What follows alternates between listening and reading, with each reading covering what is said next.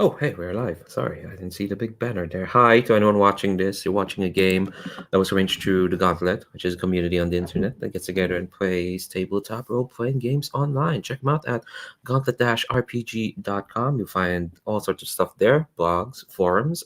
They've got their monthly zine, Codex, which has supplements to existing games and original games in itself. You'll also find their podcast network and the Hangouts calendar to which this game is arranged. This is the finale of our Masks Quarterly. 12 sessions, all playing Masks by Brendan Conway, published by Magpie Games, superhero, powered by the apocalypse role-playing game, specifically teenage superheroes, about the joys, the sads, the feels of trying to figure out what kind of person you want to be, but put in a soap opera genre that demands heightened emotions from everything. So good luck with that. We've been using the Phoenix Academy playset and it's published in the Masks Unbound supplement, and it's written by. Let me double check because I want to be sure. Yes, Rob Wyland. Check all that out. There'll be links down below. Check all that out. Do you want to properly give credit to the folks who wrote the game and the supplement that we've been using as an engine for all this drama. Again, be links down below. Check out all this mask stuff. Yeah, I'm not gonna bother recapping because this is the finale. If anyone's watching this, watch everything else. They've all been really good. The journey to today has been so much. Oh my gosh, it's been so much. And well, we're gonna try to bring it all together. So why don't we get to know who's here? From left to right in the character keeper. And unless can we do it the other way around? Just because Yes. Ryan Bounce actually. Oh, okay, all right, fair enough. We have chaos, Holly. As always. All right, I should introduce myself first. Hi, my name's Leandro. I'm GM. There's my name. I use he him pronouns. Okay, there we go. I should remember to be pointing that way. And yeah. All right. No, don't. People are trying to distract me by pointing other ways. Nope, I'm not gonna let that happen. That's the chat, Gerwin. Speaking of Gerwin, go on. You introduce yourself and your character then. Hello, I'm Gerwin, he, him. I'm playing Holly Hock, or Princess Holly Hock, as they formerly called herself.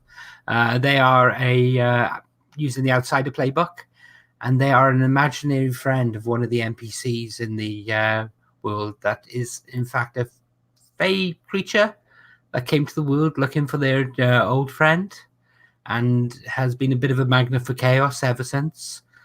Things got to a little bit to a head last time where she just couldn't cope with all the rules of the world and all the expectations put on her by the world itself, and just freaked out and ran off. And we'll see how that resolves tonight. Oh boy. Oh boy. All right. Continuing on from right to left this time. That's gonna be weird. Ludo, tell us about yourself and your character. Hi, I'm Lulu. I go by Annie All, and I'm playing Kasey Dredd. Real name, former name Ksenia Sevnova Dredd II, that goes by the code name Regicide. And they started to grow on their identity and what they want, and they have obtained full mastery over their powers. And there is a big multidimensional disaster that is going to fall her beloved city of adoption, and for the most stupid reason of all, neoliberal capitalism. All the things done in the name of neoliberal capitalism. God, if only we could all take it back. Up next, Sabine, tell us about yourself and your character. Hi, my name is Sabine. I am playing the Serenade. I use any pronouns. I am playing the Serenade of Thorns, who uses they, them pronouns, and I've only missed, I think, one session from the whole series of the Serenade, so they've been around a bit.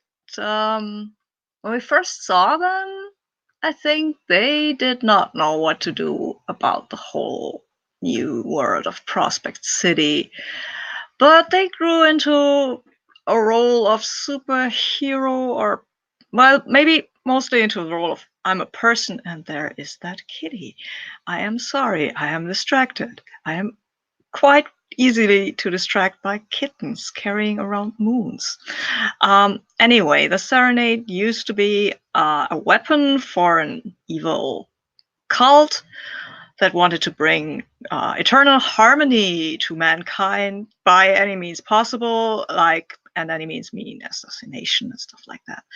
Serenade has integrated pretty well by now with the implant that they were given shortly after birth. And now they are going to Prospect Academy to learn and to attain an education.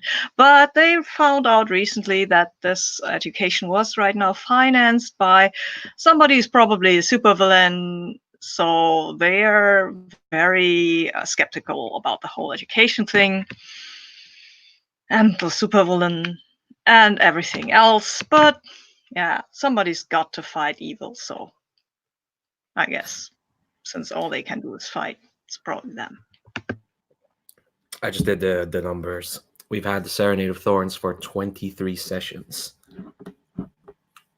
Which is, I say a lot, but I know Sabine has been playing Ars Magica for like 5 million years, so it's probably it's a pin drop to their worldly experience. Oh,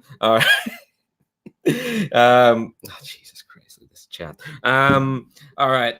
Last but not the least, for the first time, as last but not the least, but for the last time, probably for a while, in this universe, this whole ridiculous Prospect Academy, Prospect City, mumbo jumbo. Ryan, tell us about yourself and your character.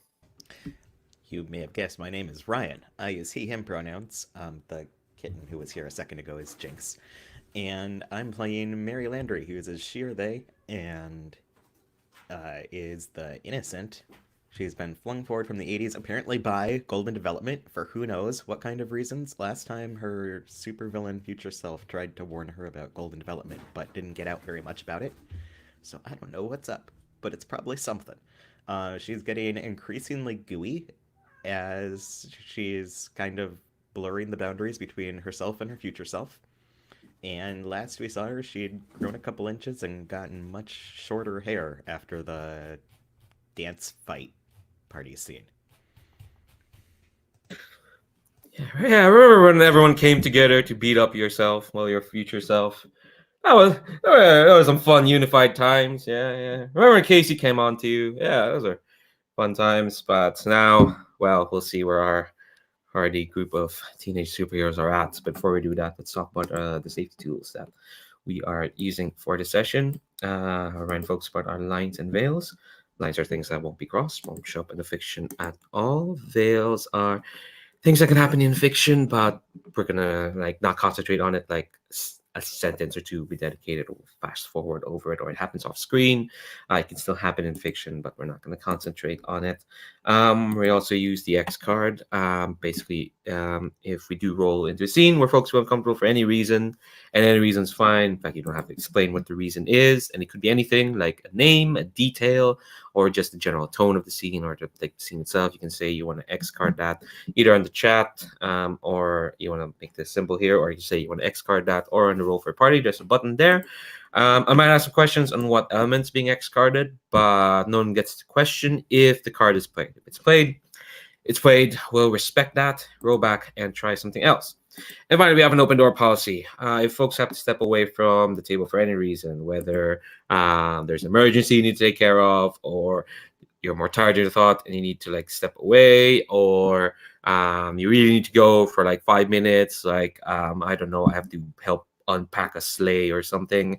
I don't know. You don't know my life. If that has to happen, we'll pause the game. And it could be at any time. We could go into heartfelt scene or a kick-ass scene where, I don't know, 5 dimensions are being used as bowling pins by the evil overlord, Omega Dawn or something, and you have to stop them because that's just ridiculous. Nobody steal Omega Dawn. They're my idea. Original character, do not steal. At any point, if people need to go, we'll pause the game and accommodate.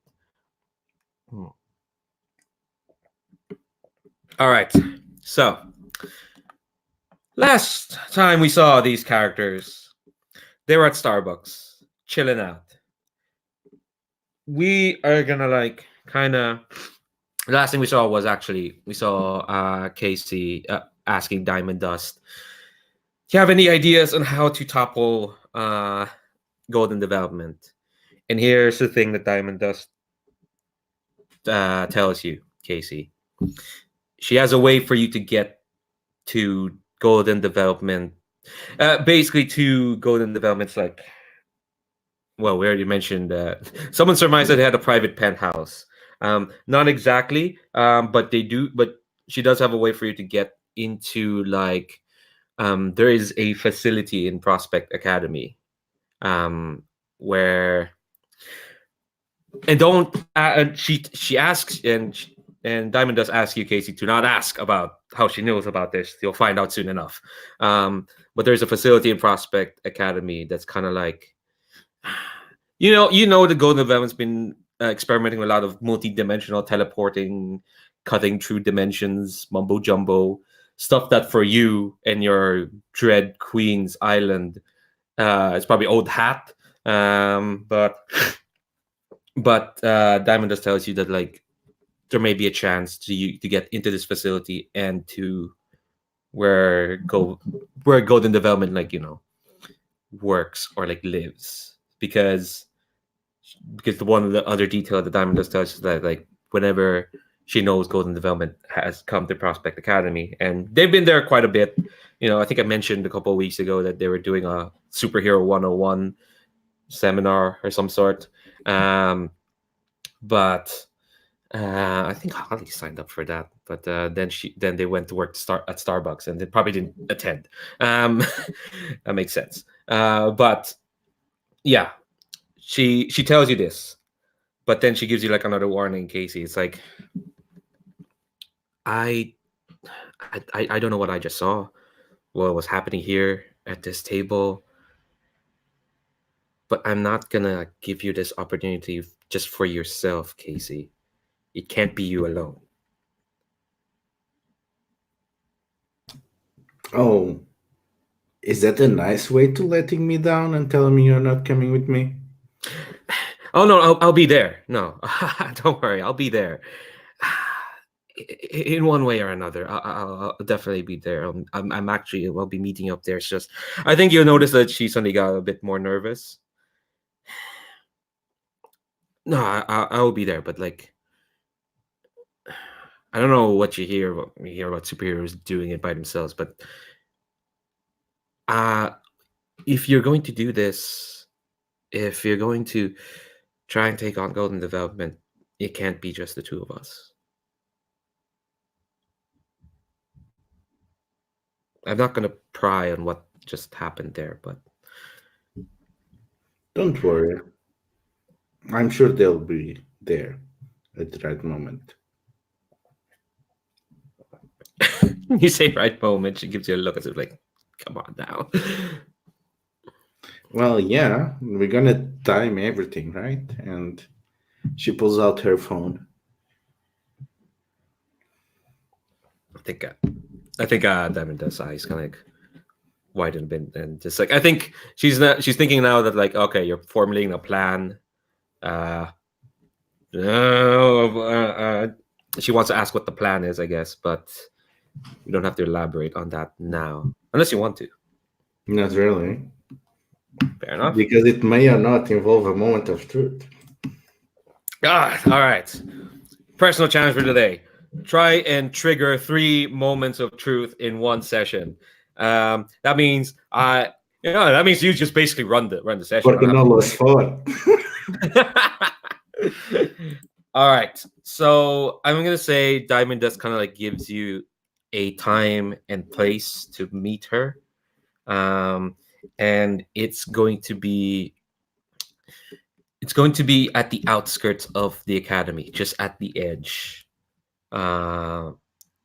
Bit mysterious, but you'll see when you get there. Okay, so Kasey is going to send 2 text message. One is going to be to the group saying GD secret base and the coordinates and the time. The other one is going to be to Stalwart. And it's going to be just, what the hell? You better call Mary before I see your face again, or we're gonna have trouble. Roll to provoke. Roll to internet roll. Do you have influence over Star Wars? It feels like you should have influence over Star Wars. Just so you don't have any more room. Probably. Get rid of 0G there. I don't know. Why 0G? You should have influence over Star Wars. Like, Yeah. And I give them influence. Okay. 6. What is my superior? No, it's 0 today. Oh, you got a +1 because of influence. Oh, 7. No, wait. Oh, no Shakespeare. Okay, so I forgot to open. Oh, that's a provoke. So on the 79, I get to choose.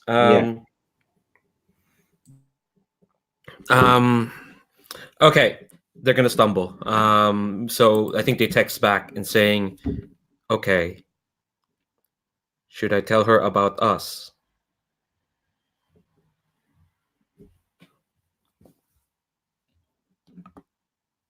God damn it! You have not told them yet.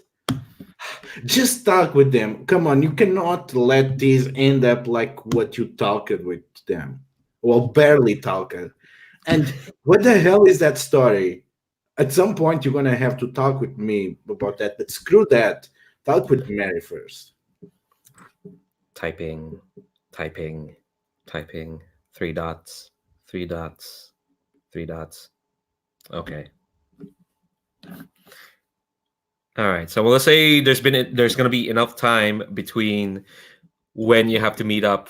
Well, if you meet up with Kasey, between the coffee shop Farago and the meeting up at the base. So what do each characters want to do /C/wrap up / no, they did not stumble and drop the phone on the toilet. You're gonna take +1 forward against Stalwart in the future. Kasey, note that down.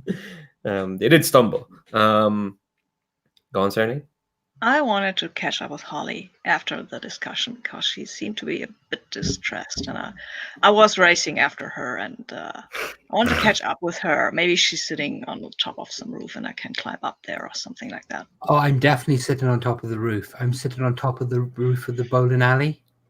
Okay, then I climb up there. It doesn't seem very high. And she's sitting there with her arms and her legs wrapped around the sword that she slammed into the actual roof there a few sessions ago, with her chin basically sitting on the crossbar, the crosspiece open. Yeah, Serenade will step carefully. I mean, they can't really avoid making some sort of noise because you will always hear the backdrop of the Serenade implant making acoustic signals, I guess. But they will still say, Holly, am I helping you? Leave me alone, Serenade. Please just leave me alone.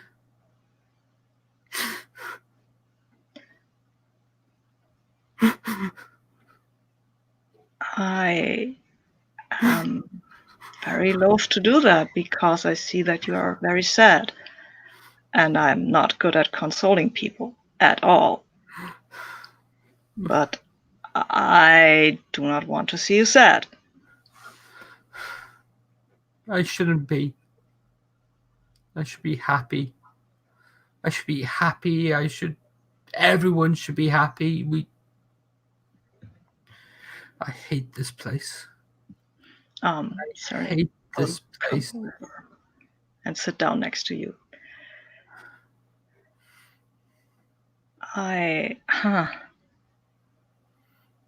Well, I cannot conceive how different this is from what you are used to. But I mean, I think there's worth here. I don't know. I don't know who I am here. I can't decide who I am here. And what she made me. Never used to be like this. Well, I never used to be like this either, but I guess I got better. For you, I think it's more difficult. But Holly, I think you're still somewhere. I hope that you're still the person that when we first met told me we should go climb the highest mountain. Did I say that? Yes, I loved you for that. Ever since. It sounds like the sort of thing I would have said. Yes. I can't be that person. I'm not here. I can't. She'll stand up and her hands resting on the sword. It basically they've got the pommel there and her fingers touching it lightly and just grabbing it furtively, and I can't be that person. It's harder to climb mountains. Still worth it.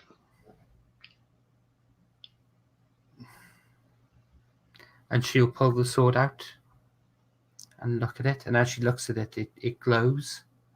But it's a sickly glow this time, rather than the bright brilliance of sunlight coming off it that was there before.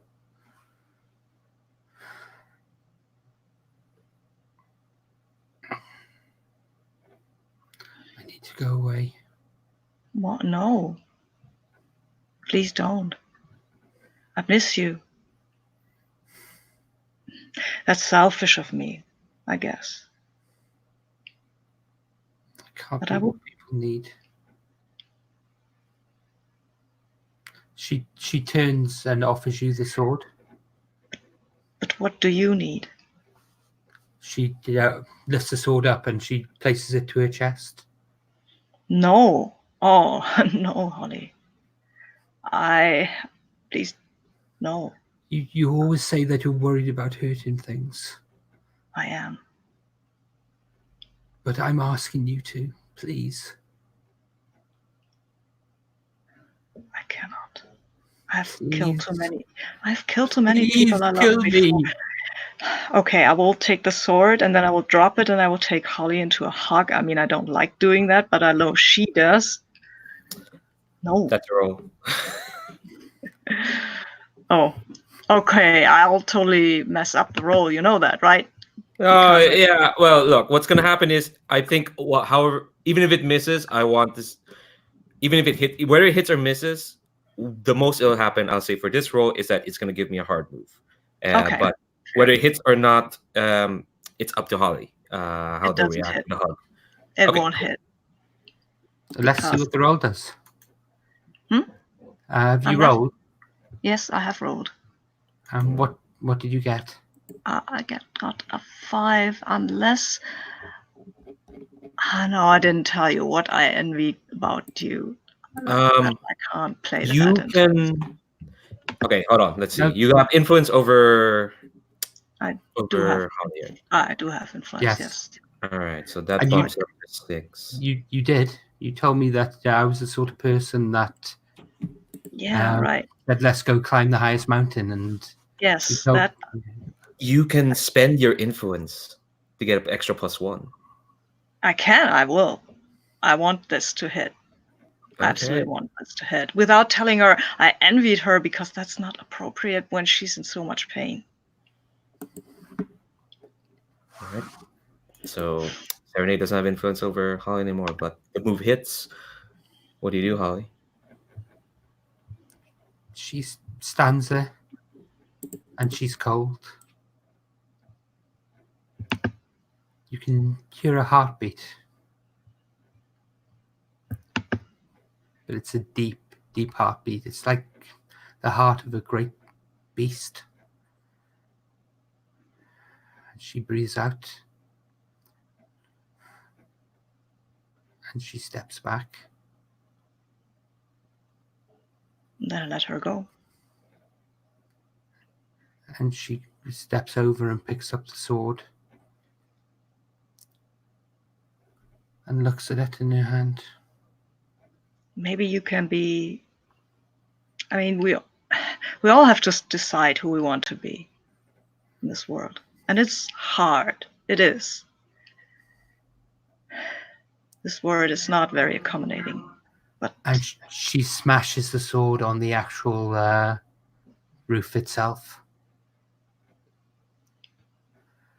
This sword was what actually was. This sword was given to her by Diamond Dust. right. This sword was what linked her to Diamond Dust. I would like to use a move at this point, please. Okay. All right. What's the move? I'm enchanting the sword, so when I break it, it breaks my connection to Diamond Dust. Oh. Oh boy. I want to do an impossible thing, and I want to have Holly remade into the creature she is, not the creature she was made into. Okay.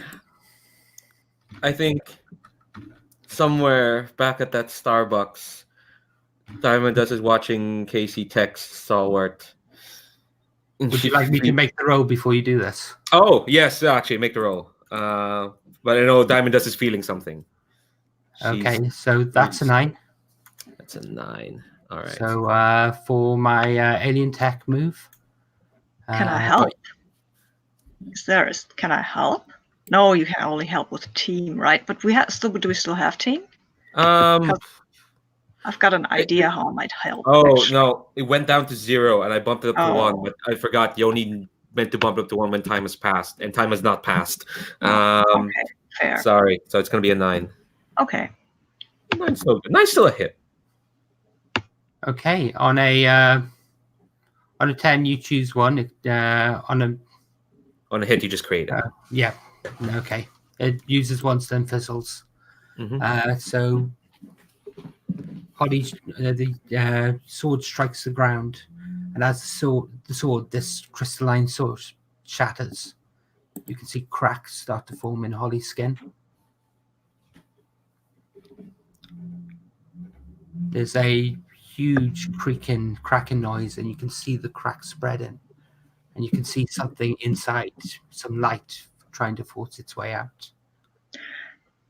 I think I will try to synchronize the noises from my implant with her heartbeat, or the heartbeat that is coming from her, just because I think that might help her to come into her own beat or find her own beat. Ooh. I think. Well, I think you can synchronize it, and I want to know from Holly what Serenade hears. Serenade hears the dream. Oh, what time of day is it? Out of curiosity. I think it's night-ish. It was like late after. I think it was dusk. I think that I'm Okay. imagining this as the sky has turned to twilight. Okay. So Holly hears the dreams, the hopes, the fears of all the sleepers in the city. It's almost overwhelming.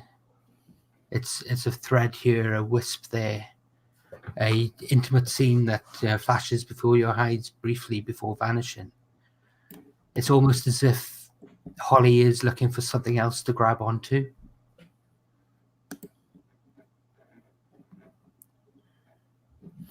And in that has, moment, sorry, go on, has, Sandra. has Holly ever played a song or something? Holly has played a song for you. Oh, What? right. I will play that song back at her. Just maybe because it was hers, and maybe she can grab onto that. Okay. It's more as an offering, as it's not a demand. I think just as the song brought you back to your past, as you play it for her, I think there's a cuts back to a time from Holly's past. You see her going on great adventures with this young woman, 80-year-old girl. They go through dark forest, high mountains. They battle dragons. They fight evil robots. They battle gingerbread men on top of giant skyscrapers made of toffee and cheese, and they walk upon the moon. And it cuts to the friend coming one day, and they fight the greatest fight ever. They take down the wizard on the mountain, and they start to celebrate. And as they start to celebrate, Holly spins round, and when she spins, her friend's gone. She's vanished.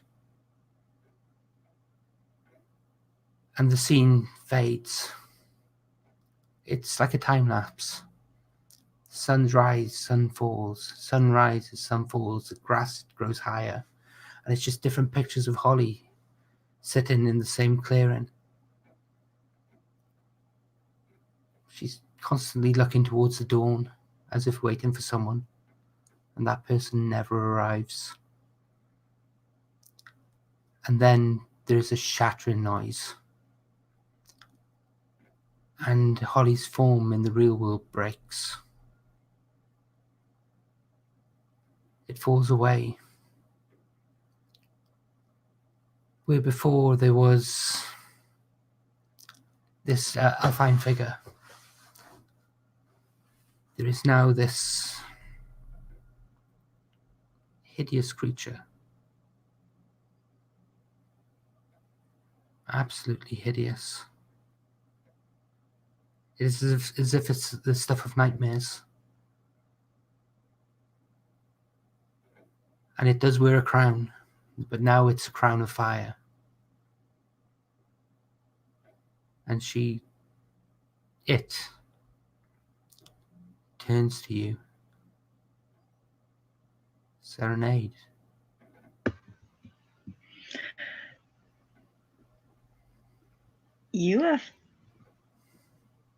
Things have changed. Things have changed back.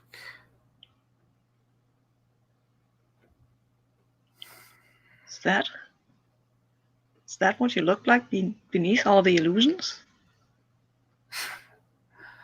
This is as close to real as I get. I like the resonance. I think I have to cut it there. Is there anything else you want to say, Holly? Oh, do you want to respond to that? Oh, go ahead. Yes, it reminds me of the fall. Wow. I think we'll cut away from there. I think at the Starbucks, Diamond Dust is very still as your lecturing stalwart, Kasey. And then she kind of like shudders, and she feels something break, and then she looks at you, Kasey, and she says, "Okay, all right, I'll meet you." And as she says that, her form fades. Actually, no, it doesn't fade. It glitches out, and suddenly you're all alone, Kasey. And I don't think that's normal. And I don't think none of you are in Prospect Academy, but anyone who's there, well, they can't when when this gigantic, horrible lizard yell just echoes throughout Prospect Academy.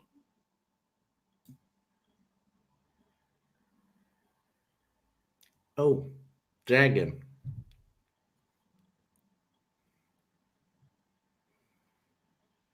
Let's cut to Mary. What's up with you, Mary? What do you want to do before you have to meet up with Diamond Dust? Or are you even going? Are you acknowledging the group the group chat? What are you up to? Well, Mary was standing outside with the remains of her like sprinkly whipped cream chai extra strong coffee monstrosity. Taking a calming breath, everything, because yeah, she did lash out some, but also things are a lot right now, okay? When she gets the group text, I think tries to ignore it for a moment. But that's not Mary, and she has to like pull it up and check to see who's pinging her.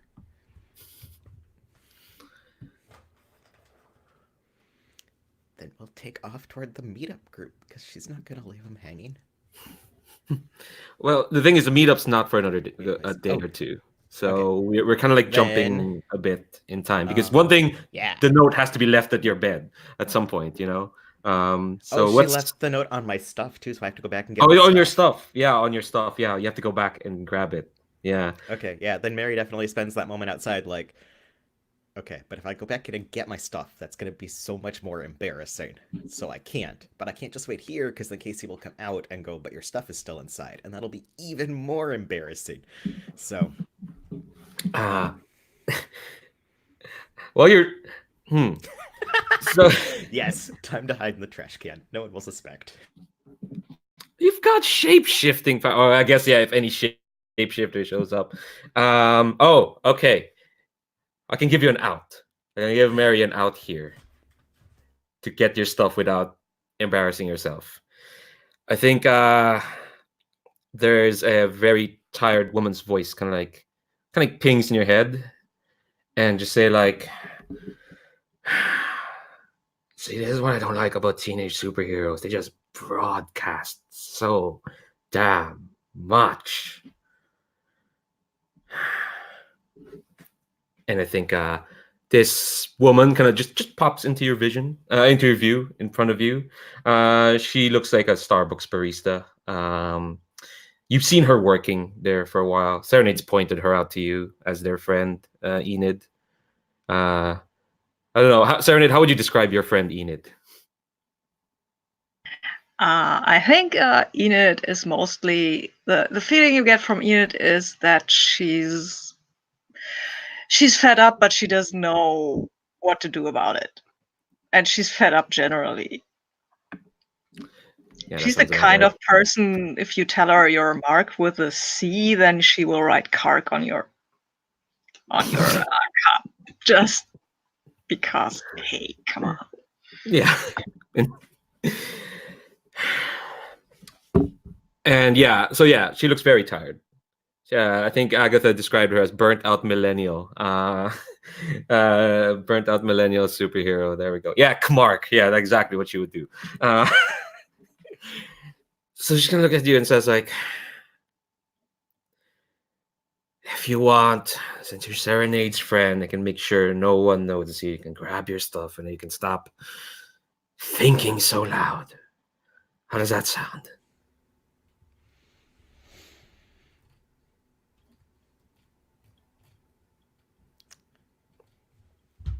Sorry, had to stop the kitten from sticking her feet in my water glass. God. She's trying so hard to participate and being so unhelpful. Mm-hmm. No, I think Mary is in a snit fit and like, wow, I'm sorry that I'm having too many feelings for you. And we'll just turn and go back in to grab her stuff like that's a mic drop, even though it's not. We have not triggered you spitting in the face of anyone yet. This is kind of that. She's telling you you're a stupid teenager projecting, and I am spitting and saying I am a stupid teenager, but I'm not as stupid as you, stupid millennial, stupid. yeah, you're. Oh, sorry, I just saw Ludo in the chat. I'm sorry for being a Gen X Zoomer. Yeah, what does that make Mary if she's from the 80s but it's popped up in the 2010s? Mary would be Gen X then, I think. Yeah, that makes sense. All right. Kids these days. Grr. All right, so you're going to roll +2. You're absolutely spitting in her face. Yeah, that's an 8. Wow. All right. So on a hit, you're gonna take away your influence off them. Funny, shame. She gave you so much advice about meeting your younger self who thinks you're the shit. No, not you're the shit, that you're shit. She could have told you a lot about that. But no, you're spitting in her face, metaphorically. Yeah. Okay. So on a hit, you take away you can take away the influence over you or clear condition, your choice. Well, I will clear a condition. Yeah, you're not feeling guilty anymore. You're just like yeah, you're just. I have too many feelings to feel guilty at the moment. That's true. Well, on a 7 to 9, you both take a powerful blow from the intensity of your words. Mary's so rude now. Remember when she was the nice one? She's so rude. Roll to take a powerful blow. Well, I rolled a 6, so I get experience, and you're standing strong. You're somehow. I have gained the ability to be rude at people. Oh my god. Yeah. Okay, so you're gonna stalk back in. Kasey's all alone. Diamond Dust isn't there anymore. Kasey probably. What does Kasey look like? Diamond Dust just disappeared in front of you. Like, I did not know that she could do that. And then she did say that she was going to be on time. Question is, does Kasey add 2 + 2 or not? Let's just to make things easier, just so everyone has the information, because I just realized no one is in Prospect Academy to hear the horrible dragon yell. They'll get a text from Screech saying, "Yo, dragon again." What do you mean again? Well, okay, it could have been anything, but I think I heard a dragon yell. It went like, and she tries to write out in a text, but it doesn't really. I don't know if it translates. Okay, I'm gonna, I guess, fight the dragon. I'll be there in 5 minutes. That's when Mary walks in again. How you feeling, Mary? Sort of sheepish, but also like, Mary is feeling very complicated at the moment.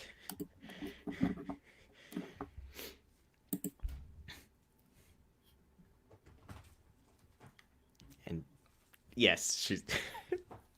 No, how dare you keep making Mary growing into the 90s jokes? She still has her feet.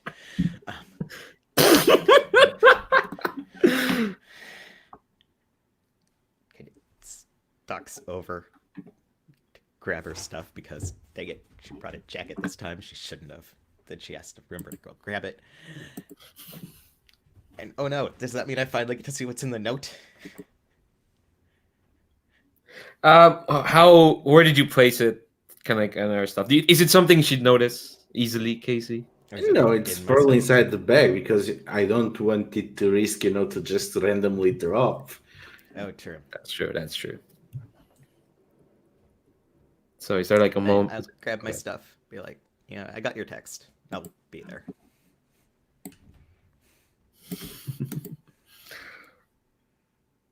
And then awkward pause. Kasey seems to be still processing something. Dragon. 5 minutes. Talk to you later, okay? What? I don't know. But I have to go. Seriously, Dragon. Like, do you need help or something? I have no idea. Kasey just goes, Dragon? I have no idea what is going on. So Mary's totally gonna take along unless Kasey tells her not to, and then probably even still, because Dragon? What the fuck?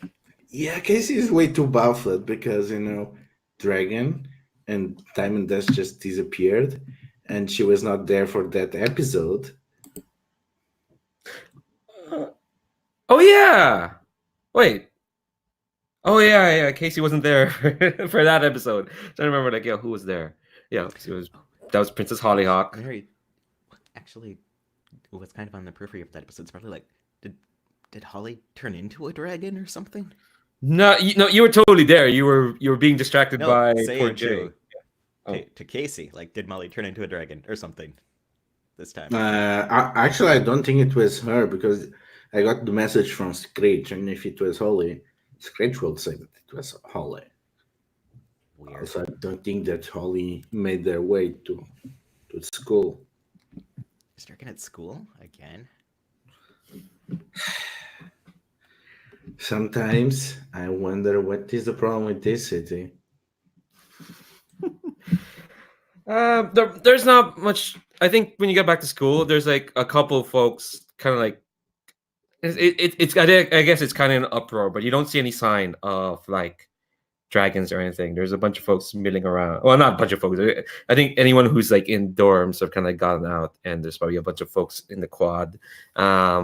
And I think Screech kind of just bounced up to the two of you. She's still wearing the amulet, and it hasn't faded yet. She's gonna hold on to it for the moment, and she's just like, "Yeah, sorry. I probably should have said that. We heard I think it was a dragon.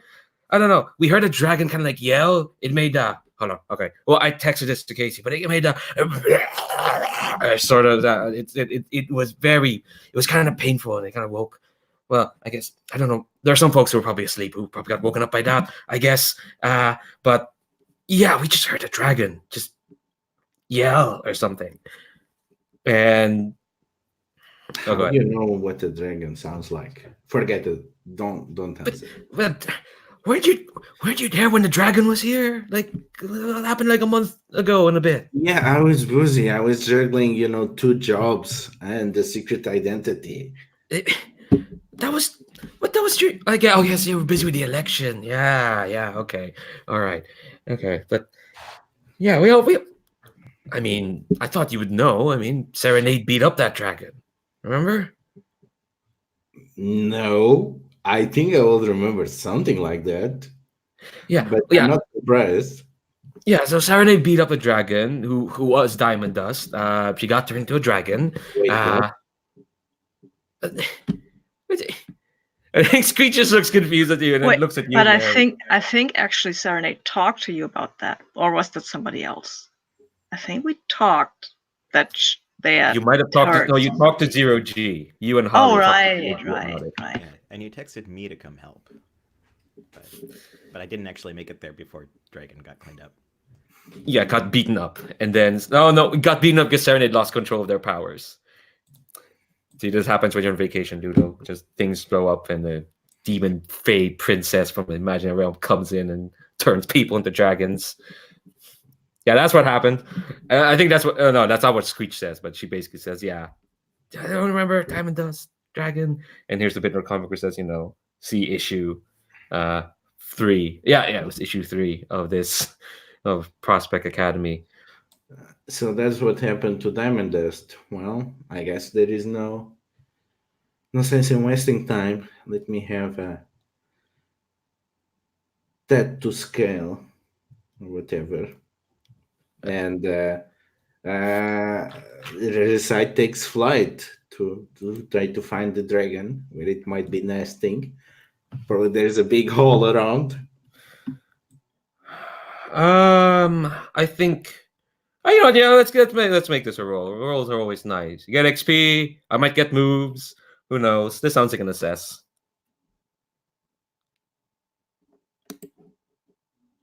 6. Oh my gosh. Wow. I have influence on Diamond Dust, if that helps. Oh, yeah. I think I'll give you a +1, unless you wanted XP. What do you want? XP or not failing a roll? I'll give you the choice. Well, to be fair, then the scene kind of does not happen. So let's go with the move. Okay, cool. Yeah, ask one. How could we best end this quickly? Text her. Okay, so taking flight without texting, just talking with the phone. Oh, yeah, you have control over electronic stuff. You can totally just. It's not control; it's Okay. diplomacy. Oh, okay. Yes, true. Okay, yes. So You yeah, negotiate. basically, I talk with my phone and tell my phone to convince the other friendly phone to ring. Okay. Ooh, this is gonna be an unleash because your phone tries to talk to the other phone, but it realizes it kind of has to talk to like 6 other devices to talk to the other phone. It's weird. It's like there's an entire bureaucracy of other devices in the way. So if you Oh god, it's a socially awkward phone, is it not? of course your phone would be socially awkward. Of course it is. Okay. Okay, I have a 12. All right, cool. So you're gonna do it. Yeah. It rings and patches in, and you hear Diamond Dust's voice kind of comes through and says, "Hi, she sounds really sheepish. It's like, I guess everyone heard that, huh? I guess. Is there anything I can do to help you? No, it's well, I don't know. Something happened, but I don't know what it is. It's like it's weird to kind of describe it like this, but like it's like something you didn't know you've held within you for all this time just kind of snapped, I guess. Is this related with why you wanted to talk with Holly so much?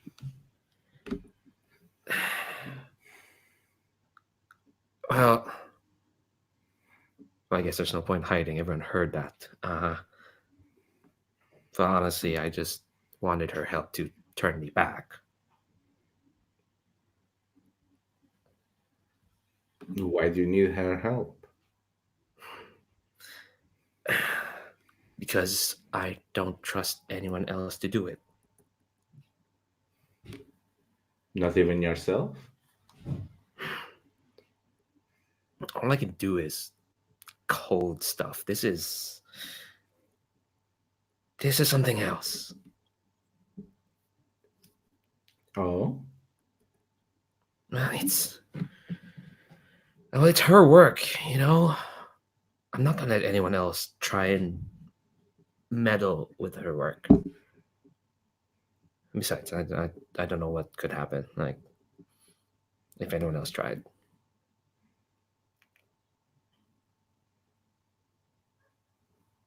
Well, I guess then this goes beyond, friendship being over and whatnot. Look, you'll just. I think if I know anything about Prospect Academy, it'll calm down after like 10 minutes, or some other weird stuff is gonna happen. I don't know. Zombie snowmen will probably start rising from the forest or something like that. You know how the school is. Just everyone's gonna calm down. You and whoever else comes will get to see it when we do the meetup. Yeah, the entire fate of the world, well, maybe countless dimensions lies in the balance. We cannot take a chance. That facility I told you, that's where they're keeping me right now. So you'll get to see. Don't worry, all I did was yell. It's fine. I don't think it's fine. And I try to pierce the mask. I feel like they are bullshitting me so hard. Okay. All right. Oh, I have a 7. And do you have influence over them? I have. It just goes up to an 8. One question. Oh, okay. No, it just goes up to a 9 because he had a +1 from that assess. All right. One question. What do you intend to do?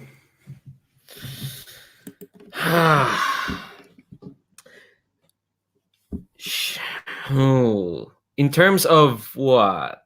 To you or in general? Or are you asking if she has like ulterior plans? I'm more what she intends to do with her condition, whatever it might be.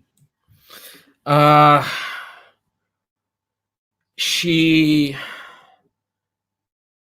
think what you get is that like it's tricky. She mostly does want to like sorry, just watching chat. You want to kill zombie snowmen in a frozen cadence. Yeah. No, she wants to. It's weird. I think you'll get the sense that like it's weird and complicated. It's bound up with her relationship with Holly. There's things she wants to say, but she doesn't want to say it to you. She wants to say them to Holly. And the gist is, we used to fight dragons to get together. Why did you turn me into one? That's the gist of it, of the conversation she wants to have with Holly. Yeah, I kind of spoiled that sentence, but we'll get to that later. But you asked, so I think she doesn't know what she wants. Only that. Well, okay, she wants to not be a dragon. You'll see that. You'll probably get that. So Casey's just is separated, and this time she floats her phone and actually types it. And this time it's for Holly. And she says, Meanwhile, Holly has turned into her demon form. "Can you pick up a phone on your demon form?" I don't think Holly ever owned a phone to begin with. Okay, that's why you needed. Oh, I've got a phone. How is she on the group messages? she's not. No, She's not. Probably tells her about stuff. Yeah. So, is it still Holly though? no. Yes, it's complicated. Okay. I get that. So, this is what you look like. Yes. Well, for now. It's always ever for now. Nothing in this world is permanent. Everything changes. We just have to enjoy what we have while we have it. Which,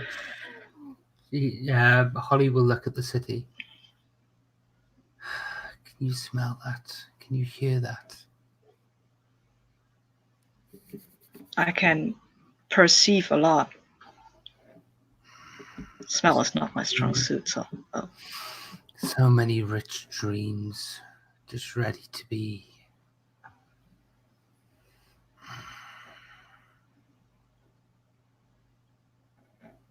But first, I understand that there is some unfinished business. There is. Where is Stalwart? I have no idea. What do you want with them? I want to fulfill a promise. Okay. I think maybe I can call him, and that is when I take out my phone. See, Casey's been messaging the group chat, probably. Yeah, I will look at that maybe it has something to do with, or maybe it's another crisis we have to fight now. Damn it! So many. Yeah, well, I still have that stupid knife I got to recover. Oh yeah, the knife. Yeah, I haven't forgotten. During all of this drama. Okay. See, Serenade on point as always. Yes, usually. Okay. When is that time that is in the chat? It was meant to be like the next day, but it sounds like things are ratcheting up, and it's gonna have to be today.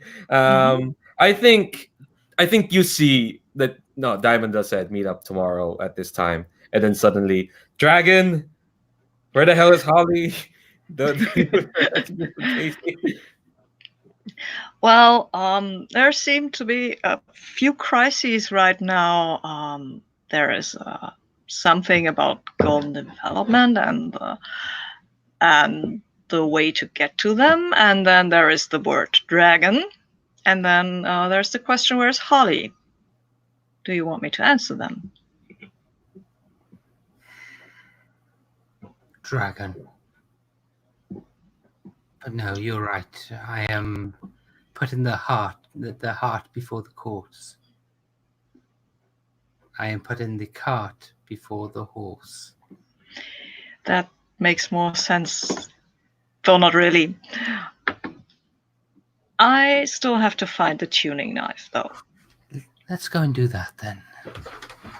Let us go and visit Golden Developments. Let's end this. Yes, but I think maybe Kasey and Mary want to meet up with us. And I think we stand better chances if there's all of us. I look at the phone. You know how to use that? Yes. We'll meet there. Okay.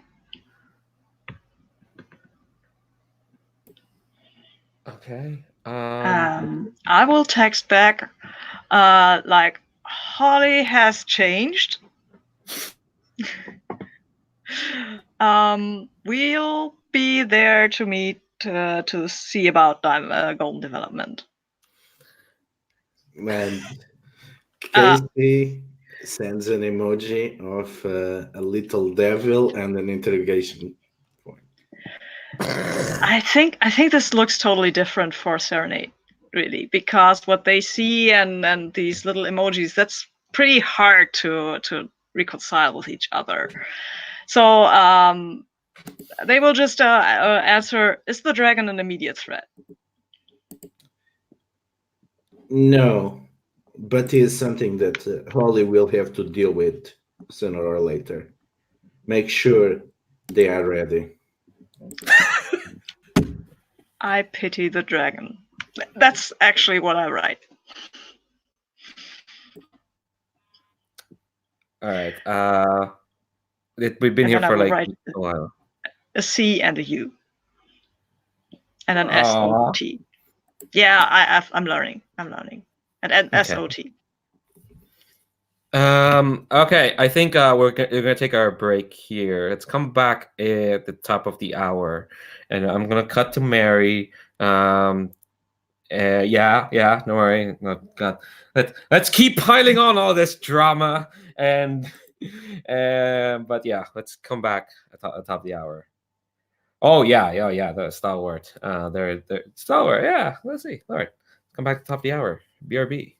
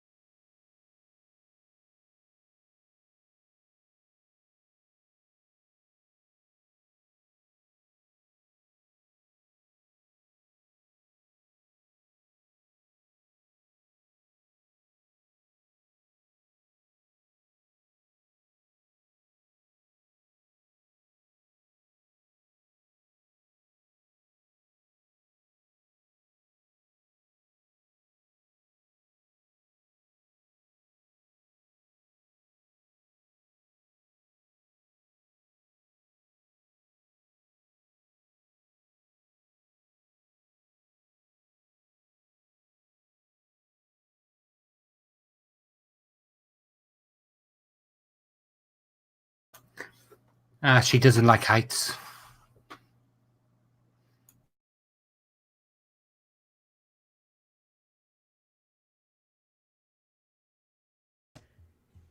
Demonic monster Holly being afraid of heights is the most adorable thing ever, and I love it. No, I Oh, is this the cat? Okay. Look, Cat being my afraid of internet heights is also cute. bandwidth might be going. So if I drop out, I will try to rejoin on another internet. I hope it works. So fingers crossed, please. Yeah, here's hoping. All right, how's everyone doing? You can tell from the tone of my voice that like we are once again going in directions I did not expect. But we are now in those directions and we shall follow through. All right. Cut to Mary. Oh, let's just geographically wherever it is. Serenade and Holly are on a bus. It's such an innocuous sentence.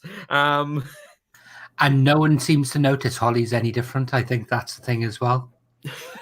This city is far too used to. They were invaded by bird aliens who claimed they were safeguarding the entire universe a couple of months ago. But I think they still stare at Serenade because they look really weird. And they don't have any kind of magical veil or shape-shifting stuff. Yeah, they're just weird. Yeah, probably at the back of the bus. That's where, like, well, no, you're just like, no, you're just at the bus. You're just at the bus, and people are just like, okay, not a weirdness. All right, fine, it's Prospect City, whatever. All right, and Regicide is up in the air, talking to a sad dragon. Yeah. So Mary, you're down at the quad, right? You're probably Screech is somewhere nearby. It's probably like, yeah, just a few people. It's not like a big crowd. And Stalwart picks the best times to jump in because you hear their voice. Just go, is this a bad time? I mean, kinda, yeah, but I'm not sure it could get much worse. So, I mean, okay. Why is something about to happen? I heard the yell of a dragon. At least that's what I think Screech said. I think it was a dragon. Turn gesture to dragon. I mean, but it's not the first time that's happened. So, hi. I think Kasey has it handled. Maybe. Yeah, Kasey usually always has the handle on these matters. I was told I was meant to fight a dragon. Screech has mentioned that because I am a knight of some sort, and knights are meant to fight dragons. So I'm here to fight a dragon. But if it's handled, then I guess I have to move on to other things. Awkward. Yeah, I mean, I was gonna help, but it's kind of midair, and flying's not my thing. So,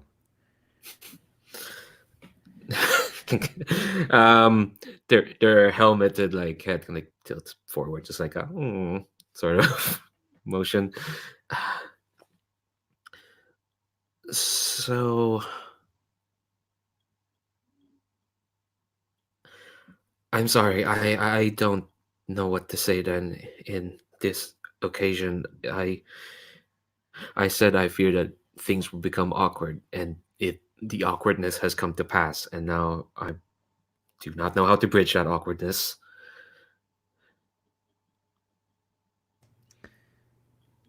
I don't either. Another awkward 10 seconds passes. Could try and pierce the mask. I will totally try to pierce the mask helmet. Stalwart. Yeah, I'm not good at this. It's not gonna work. It'll be fine. Oh, you don't have influence over them. They have influence over you. Let's see. Oh, mundane. I've got a point in mundane again. It could happen. No, I'm not gonna threaten them. That'd be so mean. I got an 8. All right. Okay, 8. Just an 8. You don't have influence over them. Okay. One question.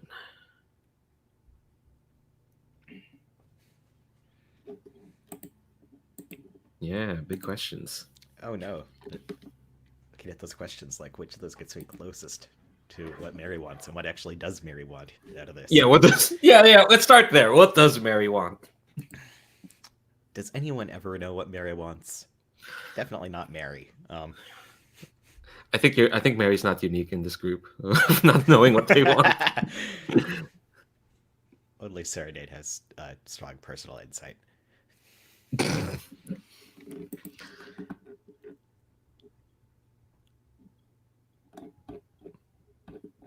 I guess what do you intend to do works. Okay.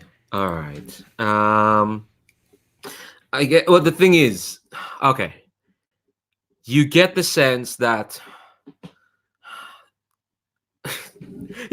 Stalwart is still holding out quite a bit on you, like their face for one thing. And now that you know that they've kept this thing that they knew about you, or at least a version of you, all this time, I think you'll get the sense that like there's something more, and they want to say it, but they're afraid that it's gonna widen the awkwardness to the point where you'll never be able to talk to each other again unless you properly have the conversation. I don't think they know how to do that, and I don't know if Mary knows how to do that.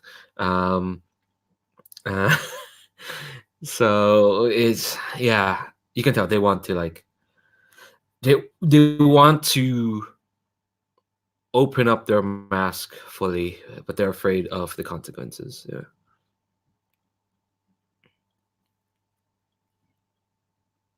Very distracted by the long list of things Serenade wants, and oh no, Serenade needs maybe not a hug, but to be told that they're doing the best they can and they're a good person. Let's see. Okay,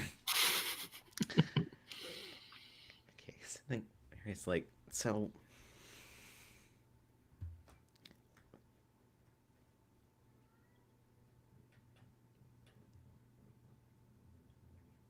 I hate how blatantly manipulative that phrasing is, but hey, Mary is becoming more villainous. So is there anything else you want to tell me?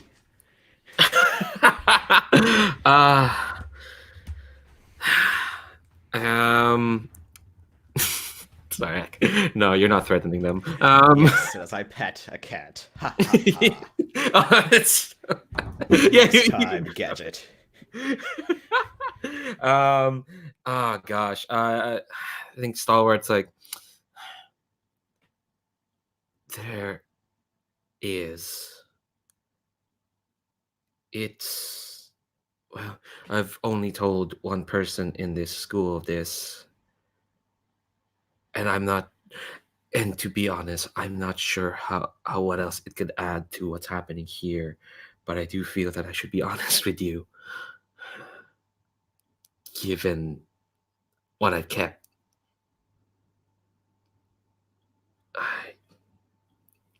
Still a hesitation. I think I'm hesitating because if you didn't take that threatened move, I would have told you to roll to provoke. And now you've got the threatened move. I don't know. Is Mary's had a very frustrating day. Do you think it'll boil to the point where they'd like say something untoward to Stalwart? Oh no. Mary's villainous steps are getting worse and worse, and that they're getting more being mean to people. You took that move. You chose to take that move. I did. I wasn't sure when I would use it, but I was like, it's the least ruin your comfort and support forever move that I could take. Oops. Didn't expect this, did you? No, I didn't expect to be called out on my choices. How dare you? Good GMing. Anyway.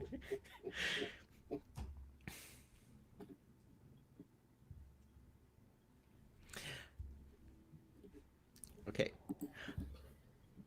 I trusted you, and apparently that was wrong. So if there's anything else you're holding out on me, you need to tell me now, or we can just be done. All right. Yeah, that's a threat, all right. Oh boy. So, yeah, you told him what you want to do, and you're gonna roll plus superior. Yeah, -10 Mary points, and I rolled a 6.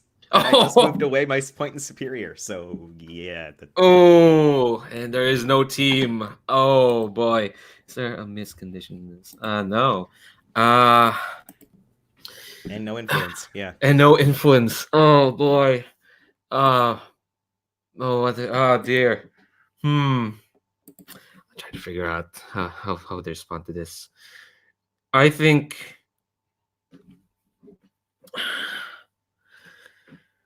Okay. Actually, hold on. Let me see the move again. This is so much. Okay. All right. So I think what's gonna happen is. Can you advance again in the last session? Oh God. Okay. I think. No, they're just gonna do it.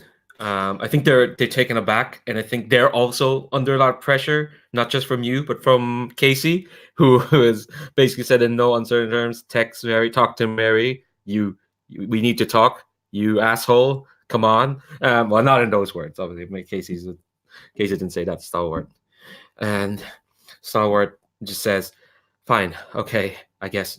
All right, okay, it's a band-aid. It can be ripped. It'll be done. Okay, and." And they're gonna wrench off their mask. It's not even a nice relief. They're gonna take it off, and you'll see Kasey's face staring back at you. Oh, you weren't there, Holly. Were you there when we revealed who Stalwart was? Nope. Oh yeah, we revealed back then that they were a clone of their mom as well, so they have the same face as Kasey. Oh, I knew they were clone. I didn't know they actually looked identical. Oh yeah, no, yeah. I assume they just all came from the same genetic stock. Yeah, no, mom's a bit. But I think they have a bit of cyborg part, right? Oh yeah, for sure. That's why. Well, yeah, because they had to get new parts because they were dying. They told you that, and you helped them survive a bit. But yeah, but only Kasey knows that out of this group. I think all the students in the quad have kind of moved away. They're a bit bummed that there's no dragon fight. So you two kind of yeah, no dragon fight. So yeah, Mary, what's up? I mean, take a powerful blow from the revelation or something. Okay, yeah, yes, yeah, okay, all right. I was just going to say mark a condition, but if you want to go, okay, let's do that. No, sure, I can mark a condition, whatever. I was joking, but fine. Now I've sealed my fate. Yeah, I rolled a 10. Oh my God. This group. Okay, choose one. Remove yourself, lose control, or two options from the 7 to 9, which are lash out verbally, which is provoke a teammate to foolhardy action. Well, I say provoke, you threaten. Or take advantage of your influence to inflict a condition. Give ground, the opposition gets an opportunity. If you choose that, I have an idea. Or struggle past the pain. Mark 2 conditions. If you want to choose provoke, this could be a brilliant time for us to show up. Well, I was thinking that since I just cleared conditions, I think I'll take 2 conditions. But I did want to give ground as Mary just kind of loses her train of threat. Because what is even going on? Because Mary doesn't know anything about the cloning in Kasey's family. Oh, yeah, you don't know that. Oh my God. Yeah, so I say I had an idea, and I realized no, I actually don't have an idea for give ground. Because now that I think about it, no, the only person I think who would, I thought I had an idea, but turns out I didn't. I'm sorry. If you don't, I can pick a different option. But okay. If you want to provoke someone, either Serenade or Holly can show up. Regicide is up there. She is just up there, texting a sad dragon. We're talking to a sad dragon. Oh, in that case, no, I can't be mean to Kasey again. I've already been so mean. Oh no, Yeah, I'm the you still worst. Again, you chose that move. You could have chosen aggressively defend a large group or area I since know, you're but a I bomb wasn't person. sure if that would come up, so I took one that I could use in just school situations. But fine. Make me feel bad about my choices, which is what you're supposed to do. It would be hilarious if I just passed out, but no.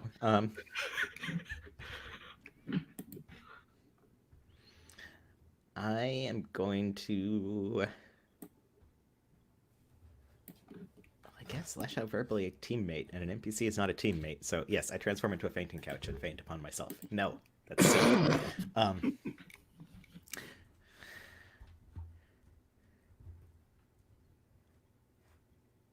And oh no, fine. I will accept my villainous descent, and I will lash out, or threaten out, I guess, at Kasey, because she's the only teammate nearby. Just kind of yell up at the dragon, like,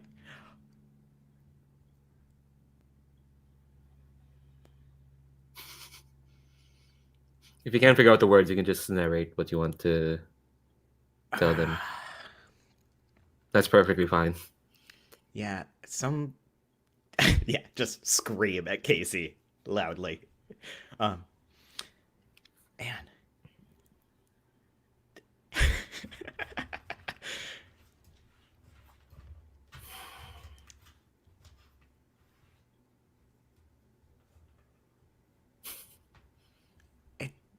I can't quite come up with the words, but some variation on the that she had been really worried that everyone knew what was going on but her, and apparently everyone does. And Kasey's in this, and I know you're in this. Ooh. Just tell me what is going on. Ooh. Oh, by the way, you rolled a 10, so you actually pick another thing from the 7 to 9 list. Oh, yeah, my second one was conditions? Conditions, yeah. I'm gonna pick insecure and angry. Man. Oh, the lovely state of the team going into this fight with Golden Development. This is going to be amazing. I was in a good So, spot, but don't they actually it's threaten all me? Leandra's fault. Huh? Yes, they'll have to do that. So you have to roll, Mary. Yep. Let's see how bad I do. It's superior. You get a +1 because you have influence over Kasey. I got a 4 then. All right, that's... So yeah, it probably does just come out as like angry demon sounds from Mary. I'll give you the floor to react to that, Kasey. Meanwhile, Mary, take another condition. And XP. I just shook my head. Apparently, you two have a story between the two of you that is older than I am. Stalwart, Mary, this is your stuff to handle.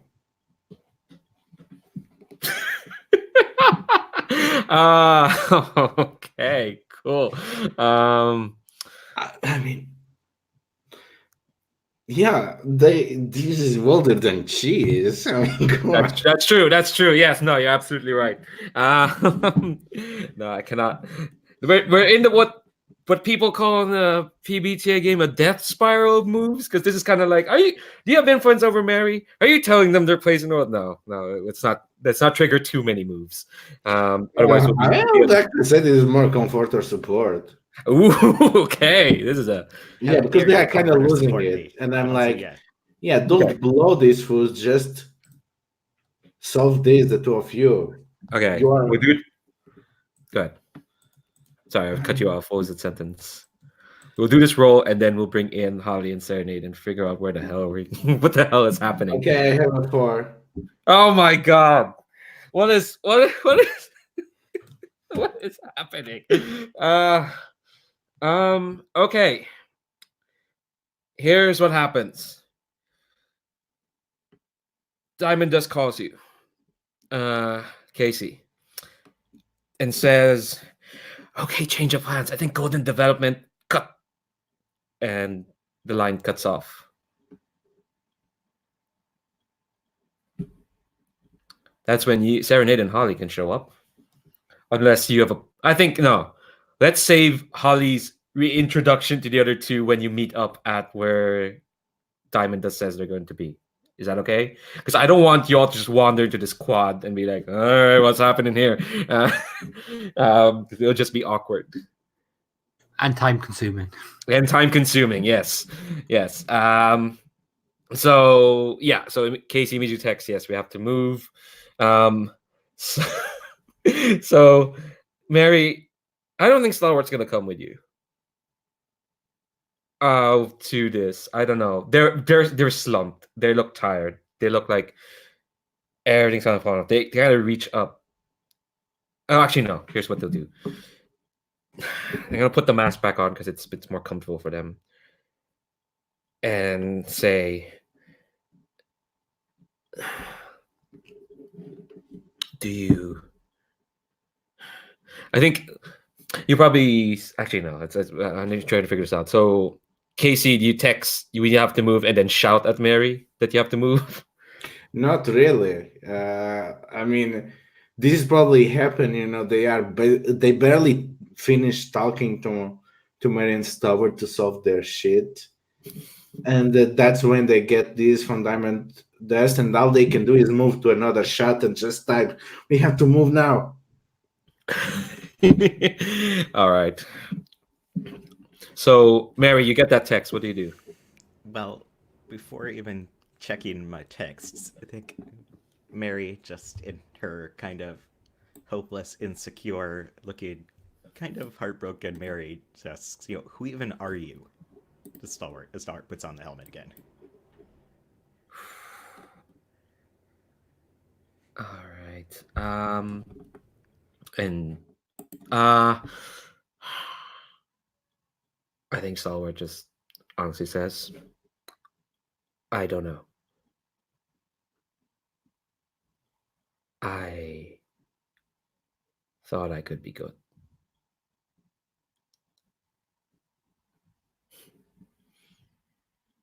And I don't know, they just stand there.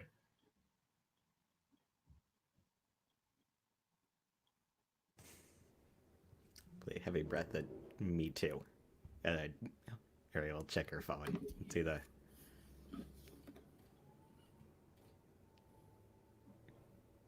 Just going, oh no, does the way need to move have more context? Basically, we need to act now. We need to Okay. move with the plan now. Okay, then fine. We can do this later or something, but we need to go. And if you're trying to be, good, and if any of this matters, then yeah, you should come. I think they'll do that thing where somehow the helmet looks confused. I don't know how comic book artists do it, where they just look confused. But yeah, they'll come with. I don't think you need to convince them readily. I'm gonna do that thing where how in the prom there are a bunch of NPCs that can help. People can bring one NPC each. They can call in and they'll come. No? Okay, cool. So only Stalwart. All right, cool. I'll bring Screech. I mean, they got themselves into their mess. It's not my fault. Sure. Yeah, just bring in Screech. All right. She's now that she can talk or at least be more legible without destroying anything. I guess, yeah, that makes sense. I think Screech, yeah, okay, yeah. No, she'll come. She has been very awkwardly standing by the side watching Mary and Stalwart try to talk it out. But yeah, no, she'll come along. All right. So where Diamond Dust told y'all to meet is at the edge of Prospect Academy. I'm imagining it's like this. There's this like space where these hills or mountains start and this forest start, and there's like a space in between. And And I think Mary, Kasey, and Stalwart and Screech will get there first. Um, um, and then Serenade can come by, and Holly, or wherever the hell you are. There's currently a horse with a mane of fire that Serenade rode there. Oh my god, it's okay. Oh, and a bony horn, so it's a dark unicorn. The bus was too slow.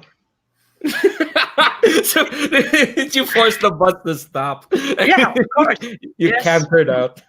Yeah, well, I told the driver that his bus was too slow, and I'm sorry for the damage I was going to cause to his doors now, but we have to go. And then I kick open the doors. Yeah, and instead of spending it on the fight scene, the artist for this comic book decided to dedicate the 2-page spread. That's the only one they're allowed to Serenade riding the Hell Holly horse, or the Triple H as it's called. Sorry, no one calls it that. Except for me. All right. So okay. So that arrives. His face. I feel like before we properly crack into this, I do want to take another 5-minute break because we're getting into it, and then once we get in, we'll have initial reactions, and then here we go. God, this is so much. All right, be back in 5.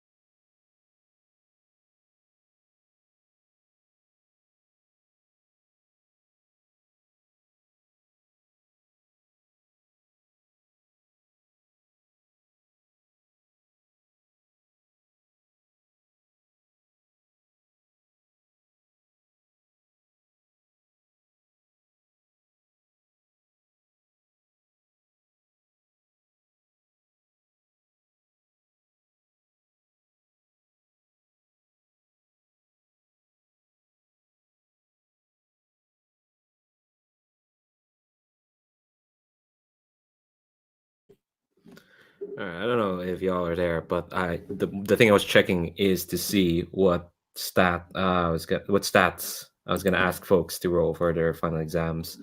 And the one I really need was Kasey's. And very helpful past me. Here's what they thought was clever. Oh, Kasey has 2 stats that are both lowest. I'm just not gonna tell you what it is, so it'll be fun for next week. So I didn't say on the record. So I have no clue.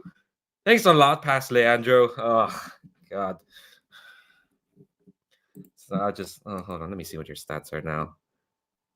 Fine, that. Just go with that. Superior. There, I'm saying it right now on the record. Superior, for fuck's sake. Let me actually write that down. There we go. You see what writing down does for you. Okay, I just forgot. I need to look at one more thing. Sorry about this. A bit messy. Okay, that's what I need. All right. There we go. Okay.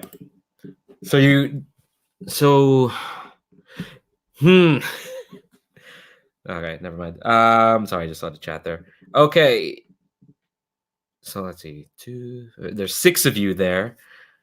I should ask, what are Mary and Kasey's reactions to seeing Serenade come up on a flaming hell unicorn?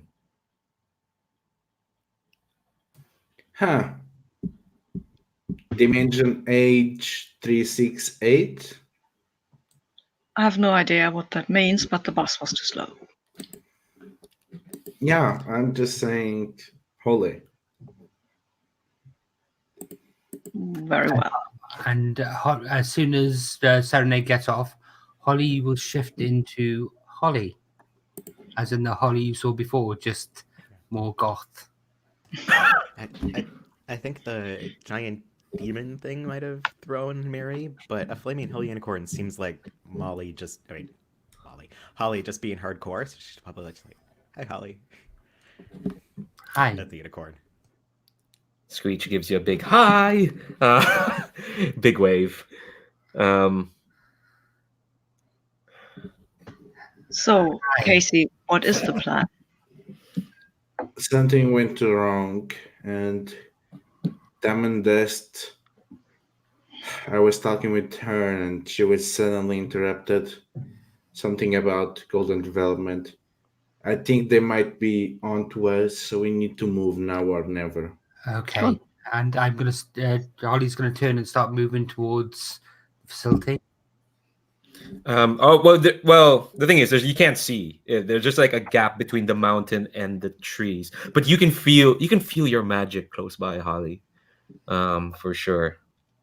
I think if you walk enough into like the gap, you're not gonna run into it because you can sense there's magic there. But you can see that like there are things being covered up, like this, what looks like a passage between the mountains and the trees is not a passage between the mountains and the trees.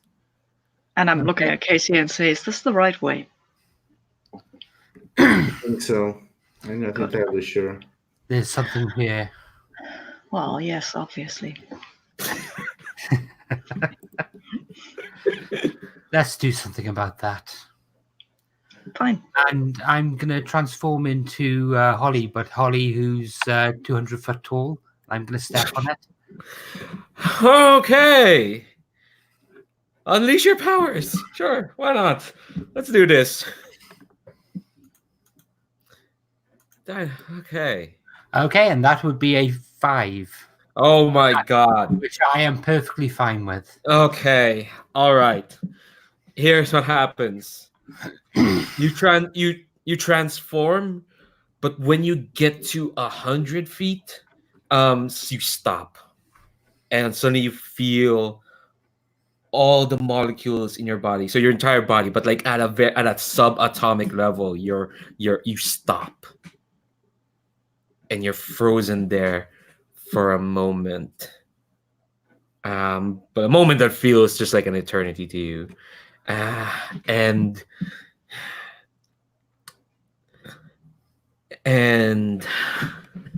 the facility's doors open, but they are big doors. They were meant to accommodate a dragon. And the doors open, and I think it comes up to 90 feet, so it's actually quite a bit awkward. There's like 10 feet of you that's just a bit above the facility. So the doors kind of open, and when you look in, the rest of you, between Holly's feet, legs, who's just that bit taller, you find like you see like a big open warehouse space. Fluorescent lights on. You see like there's just the floor has been like, okay, actually I'm gonna ask Holly this. You seem to be an expert on dragons. What where would like what would you do to make like a warehouse look like it could have kept a dragon? Well, this is an ice dragon, isn't it? Yes. Yeah, let's say So, it's so I think it's extremely hot in there. Extremely hot. There are giant neon heat rays and heat lamps that are all actually concentrating down onto this thing in the center, and there's this just huge shimmer of heat, like a mirage during the midday sun in the desert. Yeah. But here's the tricky part. All the lamps are pointing at the center, but there's no one there. And then Holly, you suddenly feel something, so a suction sort of feeling coming from you, and you can feel your magic kind of being siphoned. You're gonna take a powerful blow there, my dear. It had to happen eventually. Mm-hmm. And that would be a 4 again. Oh, nice! For once, the missing a move works. How do you stand strong? Take potential. I feel my magic being stripped away, and I let it go. I let it absorb my power. The illusion vanishes. The shape-shifting vanishes. The Holly that was there beforehand is not there, and the real form stands there in all its infernal glory.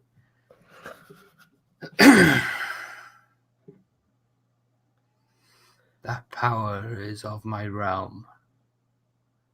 My realm is of me. I am it. It is me. I'm inside you now.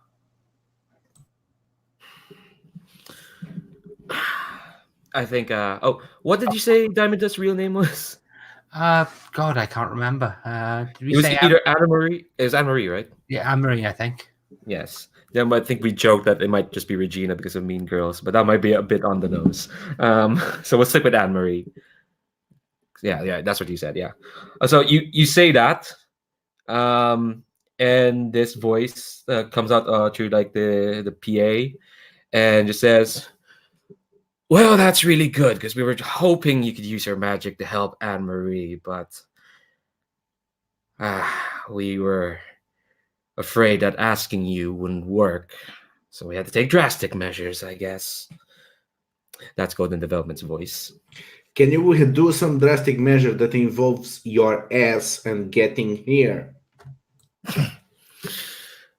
I could do that, Senia Svetnova Dredd, but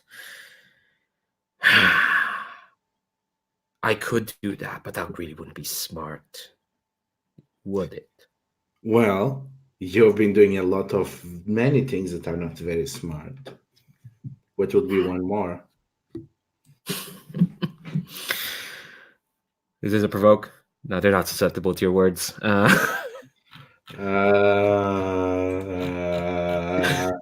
you've got to move for that, but You've I got to think move the for that. conversation should go a bit more for that. Okay, go on. Okay. I forgot what it was. I think it's Savior. Savior. Yes, it is Savior. 13.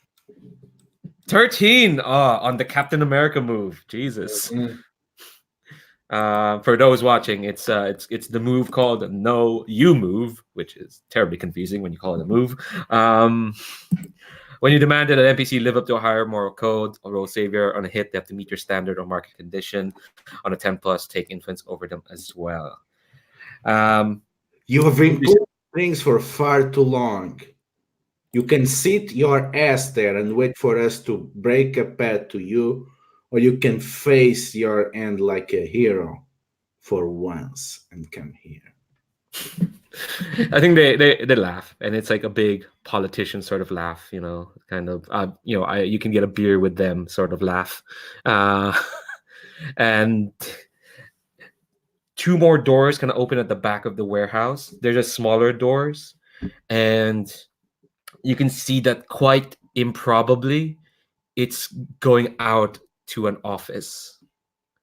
On a skyscraper, because you can see like just from there past the heat lamps, and there's like a plush waiting room, and beyond that there's like these double doors that are open, and you can see a desk and a figure with their back to you, staring out into Prospect City. And Golden Development says, "Oh, I suppose there's no point in stalling for things. You don't need to break a path." While he's speechifying, I would like to attack him. Fair enough. I think to get to them, it's going to be a bit of an unleash. You have to get to... Yeah, well, these guys were all talking all the time. That's the time I used to get to the door. Okay, cool. I mean, I'm not standing around for talking right now. You will need to unleash your powers because there's an obstacle. As soon as you run past the heat lamps and into the door and into the plush waiting room, you're gonna walk into something that they've got prepared. I mean, come on. So unleash your powers. Sure, I will unleash my powers. Also, take influence over Golden Development. I unleash nothing here. I have 4. This dice room really doesn't like us. I know it likes Kasey a bit sometimes, every now and then. Yeah. Okay, so here's what happens. Hold on. Okay, yeah. Here's what happens. You rush in and you run past the plush waiting room where there's like books to one side and there's a couch on the other, and you think you're walking into the office, but you actually walk into another room between the office and the plush waiting room, and again, these beams of light shoot out from either side and like smash against you, and you can feel them suddenly like molding into like a subatomic level, and they hold you into place. Kasey, you recognize those beams. You've seen one of your friends be kept in one of those. You remember when you fought the Tangi and your friend that they threatened to execute, where it was caught up in these like beams that were stripping them apart molecule by molecule? Yeah, that's where Serenade is at the moment. Can I still trigger my punch everyone move though? Because I ran into there without hedging my bets. Yes, yeah. Shift your danger up and any other label down. Hell yes. I will do that. Yeah. So clever. So I'm lowering superior. And I think you're so close to Golden Development. They're standing. They're not even in their suit, but they're just looking out at Prospect City, in all its fetid glory. You can see out there. They're right behind their desk, and you can feel. I think thanks to the resonance of the Serenade Empire, you can feel your molecules kind of being stripped one by one, bit by tiny bit. Take a powerful blow. Yes. See how that goes. Probably very badly.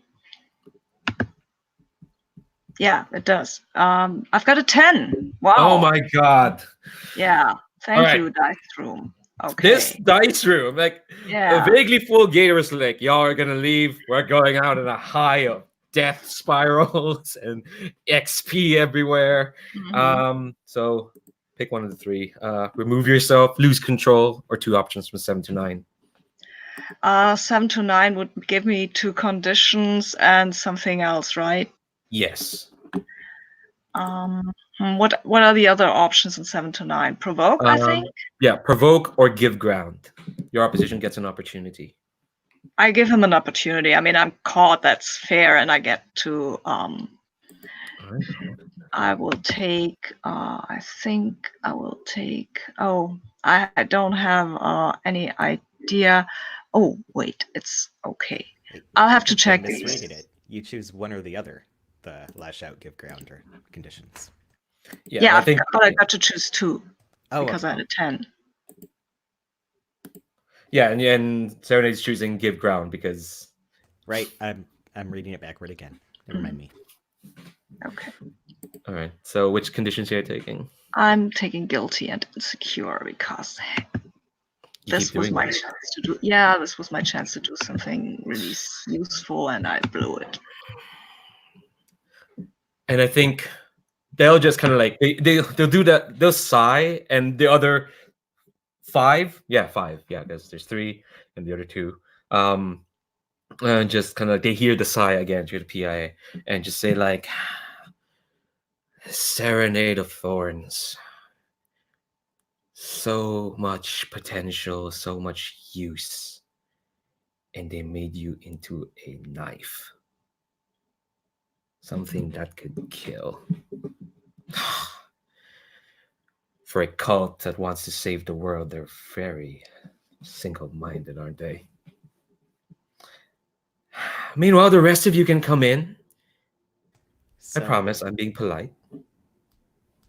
Go ahead. Can I take some foolhardy action and perhaps grow into power by attempting to just charge in and gloop myself in such a way that Silhouette did to sink through the floor, but instead trying to like get behind some of these laser points and like knock one out of the wall?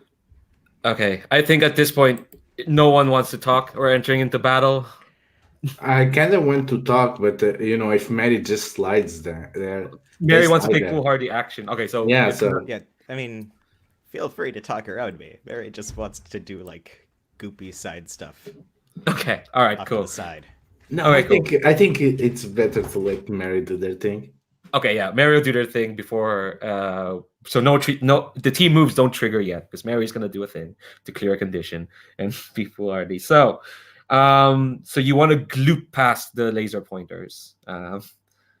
All right. Is this unleashing your powers in a way is to do something your future self could do?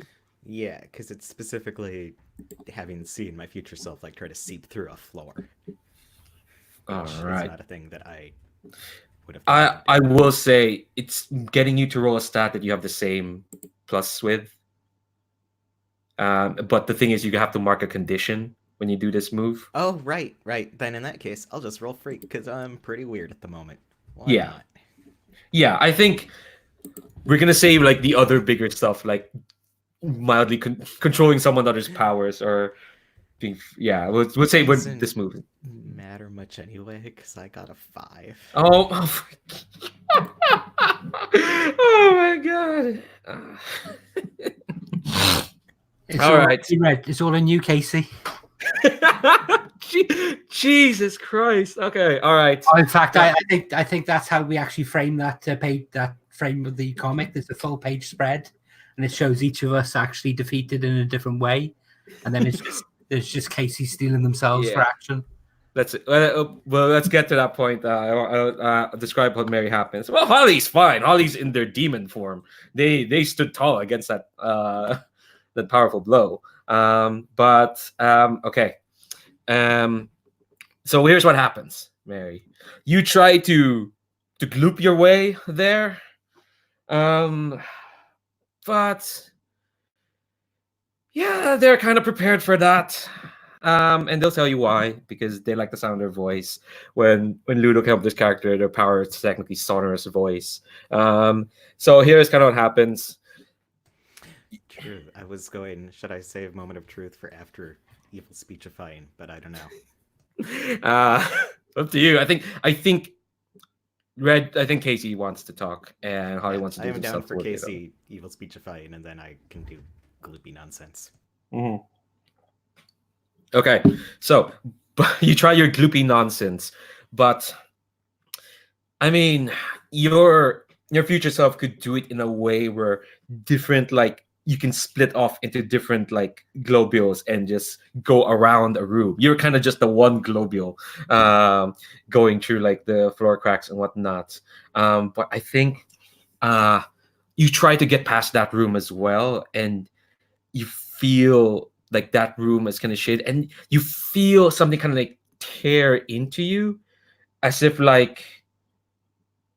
And then I think this is the first. I think we flash back to like a lecture for the time displaced students, and one of the people saying like, "Be wary of dealing with dimensional energies because, well, yeah, there's a part of you that's not meant to be here, and dimensional energy is going to exacerbate that.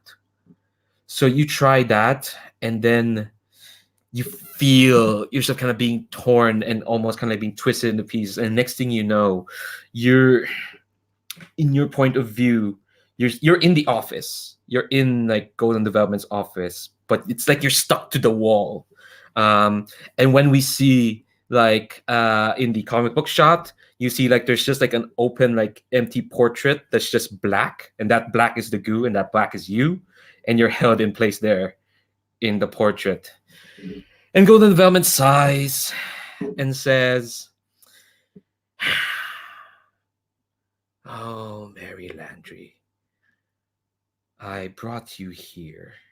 Well, I brought you here from your, well, whatever you call living at that time. Given what was about to happen to you, it probably wasn't worth living. So I did you a favor. But did you really think I wouldn't have anything prepared against you?" So you're stuck there in that portrait form, and I'll give you a choice. Do you want to just take a condition, or you want to roll to take a powerful blow? Do you trust our vaguely full Gator? It's been rolling real low. I'd be willing to try a powerful blow, I suppose. But Okay. I think I'll probably just take a condition because it's terrible. I don't know. I've got so many conditions. I will try, because then maybe I won't have to take it. You took a foolhardy action anyway, so you're gonna clear insecure. Oh, right. You didn't talk to your team. You still did, so you still clear insecure. Sweet. Oh wait, I would have gotten an extra +1, but that would still make it a 6, so it doesn't matter. Aw. I'm making my XP. Okay. Well, that's an 8. So It's not the worst. So yeah, you can either lash out verbally, give ground, or struggle past the pain. I mean, I think I'm gonna give ground given that I am currently a picture. So Okay, all right. So I've not cashed in the other give ground that Serenade gave me. So I think Golden Development just says, "Is that all? Do you have anything else? I've been looking forward to this quite a bit, and frankly, it's been a bit disappointing." No, that's just clothing. That's not appropriate for people of our station. You wanted to talk, right? Well, let's talk. You know, you are on a privileged position.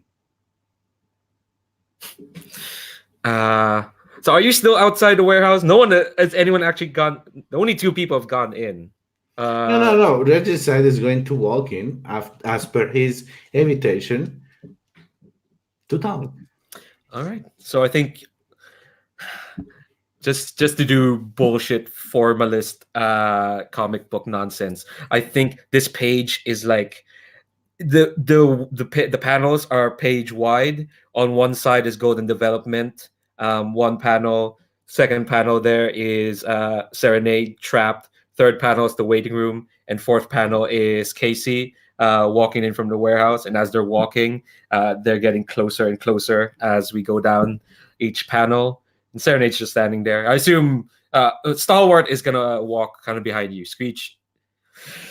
Oh, they're a bit nervous. They're sticking to Holly. Sorry, I got lost in this art bullshit. Kasey, and then Golden Venom is just like, well, I want to see what you would do. Well, as I was saying, you are on a privileged position. Most of the time, the people that we fight, they don't have options. They are either refugees, cast out of society, locked into poverty, or cycles of mental illness or despair. You are a different position altogether. You have a choice. We're lucky like that, aren't we? They kind of they're still looking at the city, because really that's what being privileged like us is, right? Lucky. Well, at least you admit that it's only luck that has put you in this position. But you are thankfully just as lucky that you can walk away from this. And that's what I'm proposing you. You, for once, you can give it up. And you can walk away. Probably the most heroic thing that you ever did.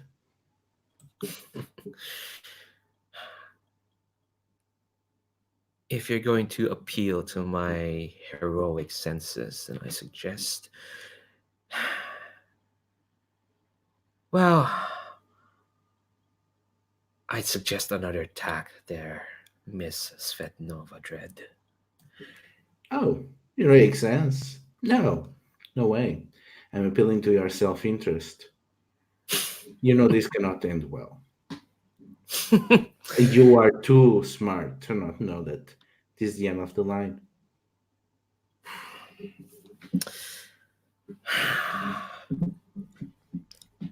If it is the end of the line, then why do you think I just opened the door for you and your lovely friends to barge in and try to tear me down brick by brick? Well, because you knew that any fight would be costly, and the odds, well, there will be some odds, but they're not. Because you were not certain that we are going to talk with you. But here I am, and I'm telling you. You can let go of all the things that don't belong to you. And you can give it all up and step away. Are you directly engaging a threat? In a way, yes. Yeah, you're not provoking them this time. This is a direct engage to their direct appeal to them. And I get a 4. Oh my god! Come on! What is happening? Even with a +1, you have influence over them. I know we've run out of room again. I'm gonna put another. Yeah, so there. it's Give me a 5 second. and we have no team, so. Oh yeah, you still have no team. All right, hold on. I've added another row for you there. Hold on. Merge that. There we go.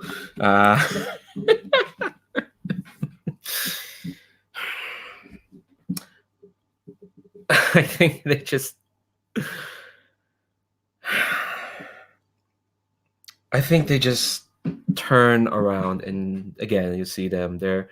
How did you describe them again last time? Sorry, I'm confusing them with another shit bag from my other masks. So game. it's basically it's Buster gold with the pompadour and a bit more ears on top, the power armor. Yeah, I think they're not wearing the power armor this No, time. you said not. Yeah, they're wearing a business casual sort of suit, because they are.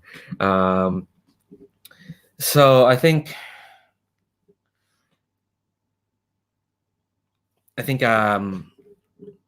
they look at you and they say, like, is that what you've been doing, Miss Svetnova Dredd? Appealing to people's better sensibilities. Where has that gotten you so far? Oh, Quite that's a never lot, honestly. in the estimation of the world. When they look at what you've done, all they see is squat. They'll see one life or two bettered, maybe for a moment, and then the next day they'll just struggle again, and they'll forget what you did for them. You wallow down there, trying to lift others up. But I think what you found, Miss Nova Dread, is that your reach can only go so far because you're simply too young to understand what you have to do to get anywhere. Goldie, I probably worked more days on my life than you did on your whole. Holly, what do you want to? Are you jumping in? Oh yes. She may be too young, but I am not. I was cast out of heaven at the dawn of the world. I have seen the heights of the sights of the high heavens. I have seen perfection. I have seen the deepest, darkest pit of hell. And you do not scare me. But better to rule in hell than to serve in heaven. And I rule.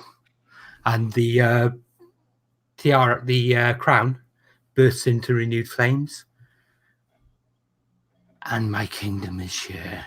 And I'm going to use my moment of truth at this. All right. Before we jump into that, will Kasey take a condition? I'm gonna take angry. Oh. All right. Don't So, talk to me, I'm angry. oh, poor Kasey. All right. Read out your moment of truth for us, would you? Actually, before we do that, I'm trying to figure out a way so that everyone else's moments of truth can cascade into this. But the thing with moment of truth is that you have control over the scene, basically, in a way that they'll bring about what your moment of truth says. So we'll get through yours, and then we'll see where we are then. So read out what you've got there, and then tell me what happens. You embrace your home and call for their aid. They will answer your call in force, arriving exactly when you need them to turn the tide. They fight and serve you for the rest of the battle. Of course, when all is said and done, they'd probably like to take you home with them. You did, after all, just prove yourself worthy. So what happens? So, as the crown lights up, the night has been setting in. It's got really dark. The lights draw back and fade. And there's just this glow of red and smoke coming from the eyes. And in the background, two little pricks of red. Two little pricks of red. Two little pricks of red. And Holly's crown bursts into flames. And as it bursts, a cascade of red eyes and answering flames engulf the demon army behind her.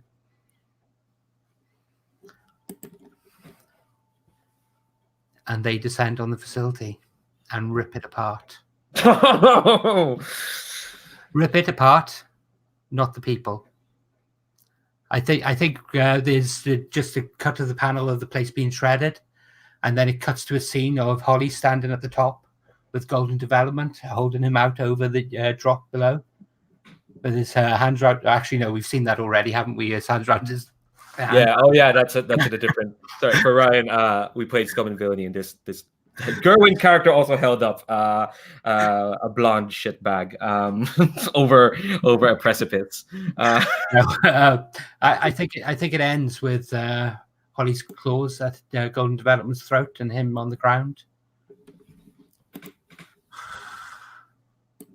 And this ends now.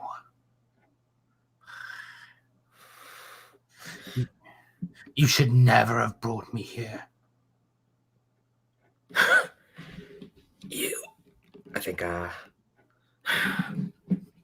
Golden Development tries to like reach up and says, You were meant to be a gift. I belong to no one. Not anymore. You have to accept what you've unleashed. You were.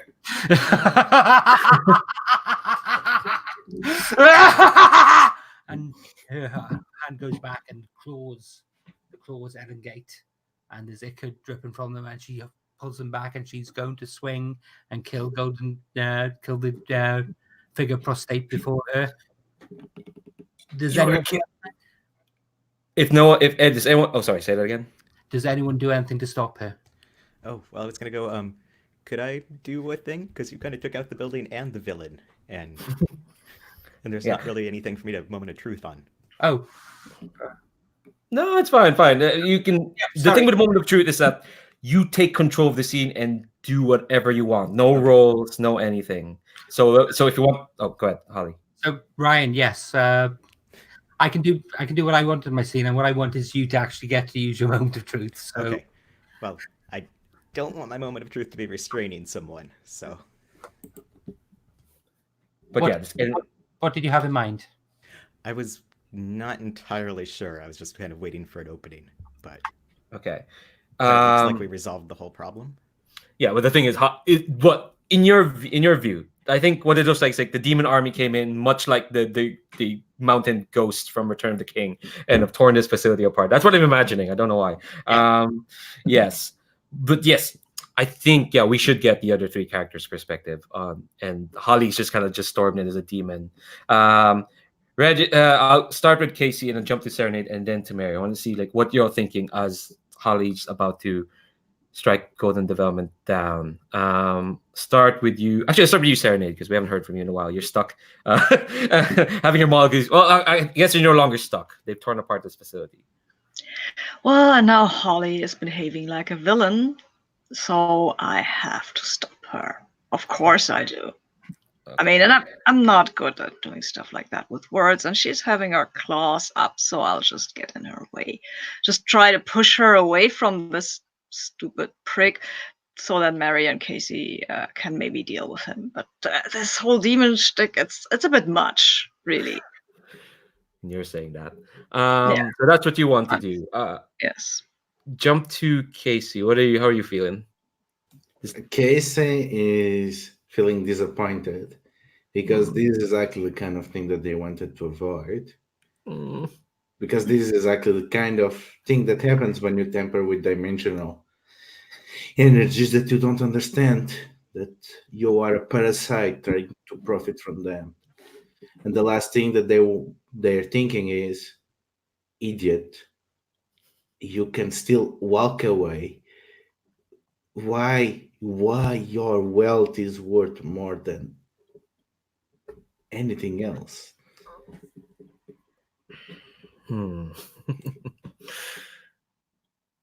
Mary, how are you feeling about this demon invasion? It's kind of over the top, even from Holly. And Mary has not learned that Holly is actually a demon thing, because this is a little bit... Clearly shit went down that she was not privy to. Oh my god. All right, so who's moving to stop Holly? I guess that's me. Yeah, that's me. Yes. Yeah. Also, Mary, you're free as well from being a picture. You're no longer a portrait. Oh, could I remain a portrait for a second? Because I wanted to moment of truth out of that. Okay. Cool. All right. Cool. Yes. All right. I think. All right. So Serenade can be free, and Mary can't, because I think they were probably more prepared for Mary than for Serenade. Serenade, they got lucky. Yeah. Well, I'm not jumping. Golden Development. Right now I'm jumping on Holly, and I'm saying not that way. That's not the way. But I'm pushing. And I think, hey, maybe no, that's Holly. I will go for her physically because she can take it. She can take it. She's strong. I can see that I can see their energies, so I might stop her for a moment to get them to listen, but not to really hurt them. So you're standing in defense of golden development? Oh yeah, I guess I am. I guess that's what I'm doing actually. Standing. I mean, I will totally roll badly for this. But yeah, this gator has not been nice to you, y'all. No, it has not. But I have a 7. Okay, cool. But So- wait! I've got conditions. Oh yeah, you have I conditions. think I have a 7. I don't know. I think Yeah, I'd rather attack. Really. Okay, well you rolled, so we have to accept that you rolled a miss. So Yeah, okay. mark XP. What does it look like when you like try to Holly? You can respond any way you want. Well, I can't mark XP because I've got another advance coming. It doesn't matter So anyway. much Okay. advance. So I think Serenade succeeds in distracting me. So the claws come down and basically miss him as I take blows and get knocked back. And I there's a back and forth, and eventually I think it ends with us both grabbing each other effectively. How do I describe this? With our hands on each other's throats. And it's a case of there's a mirrored panel of us looking at each other and basically with the same pose. Isn't this what you wanted? Didn't you want me to be more serious? I wanted you to accept people's consent. I wanted you to respect people. I did not want you to go out and kill people who are not even fighting back, Holly. That is not acceptable. I have done that, and it is not acceptable. I am not what I was. That connection is broken. Until it's renewed, I am what I am. You are what you choose to be. I've Are you still telling yourself that that is not the truth? I've never been who I choose to be. Then start now. Can I take a powerful blow, please? Yes. I was also gonna say that triggered your vulnerability or weakness team move as well, Yes. kind of. Which is they tell you what you should do to fit in more. Take +1 forward to do it, and mark potential if you do. So all I'll say is this actually is gonna come in the form of a -1 to this take a powerful blow. Okay. So like, I mean, okay, actually no, I don't know. Just roll the powerful blow and we'll see where we go. Okay, From there. I've got a 5. Okay, you're standing strong somehow. Oh God. And I'll stop and drop back. I can't do this alone. I've told you how many times this place. I have told you how many times that you do not have to do this alone, Holly.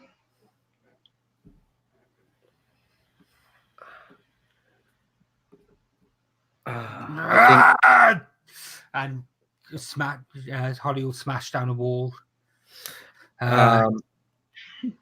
the wall smashes and you see that, like, you know, the room where Serenade was kept was shot with lasers. There's actually like it's actually like a larger room. It's been expanded a bit dimensionally, and there's like corridors leading out of it.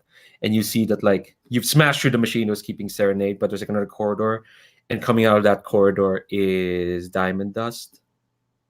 She's wearing like a hospital gown. She looks clammy, sweaty, and like tired. This is the most wretched anyone's ever seen Diamond Dust. Also, you can see a bit of resemblance between her and Golden Development. What's up with that? I think it's not as stark until they're both in the same room. No, I figured that out ages ago. Yeah, exactly. You figured that out. Yeah, you just didn't tell anyone. It seemed very obvious. No. I mean, I figured that out when you said I was a gift. I figured out at that point. Yeah, exactly. Yeah. Yeah, no, I figured you'd realize that. Yeah. And I think for the moment, we'll see that happen. We'll cut away from there to the other side of the room, to Mary and Kasey and not poor. Golden Velvet's a shithead. So they're on the floor, like not believing they're still alive. Mary, you're still kind of stuck there, and you see like this person who says they brought you here. Yeah, where I think, like, in the background of that panel and then kind of becoming its own panel, we see like the portrait start to distend a little, and something kind of humanoid starts kind of coming out of it, forming into a silhouette style thing, like already in motion, as it just kind of flows across the room and grabs Golden Development, like, you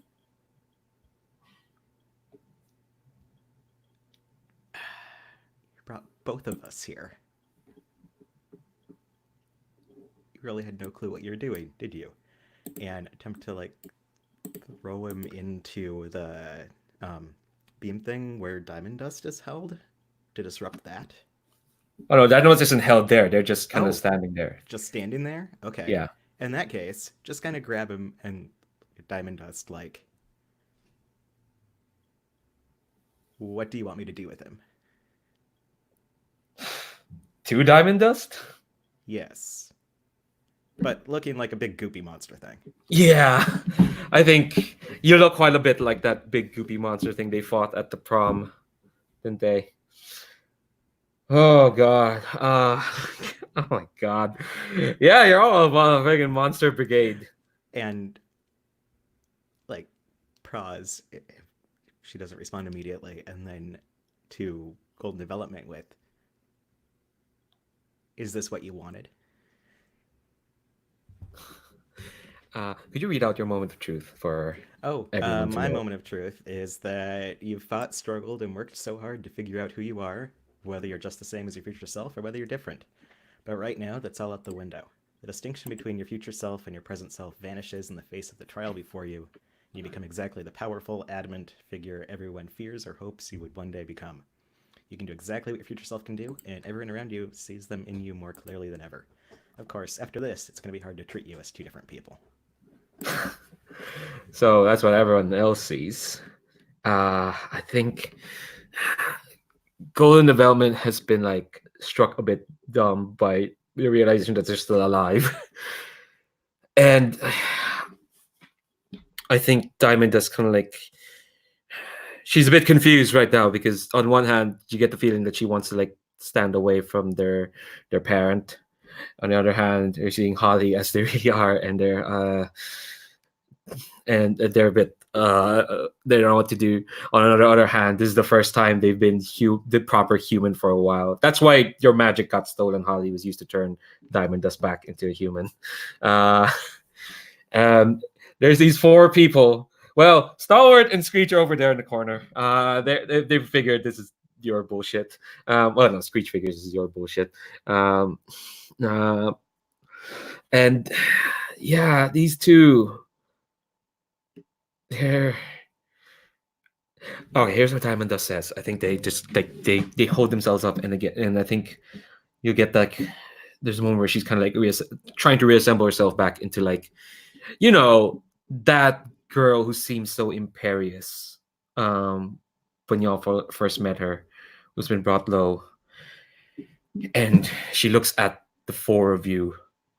Well, she looks at their parent, and then looks at the parent, who's kind of like on the floor, bedraggled, leaning against the broken beam machine, and she says, I want this to end. It's over. And she looks at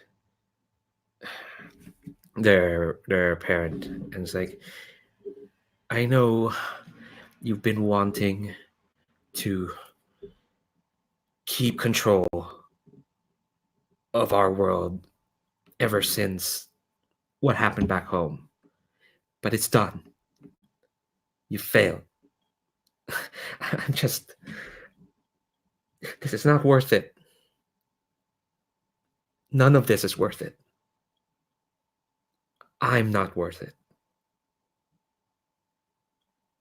It's...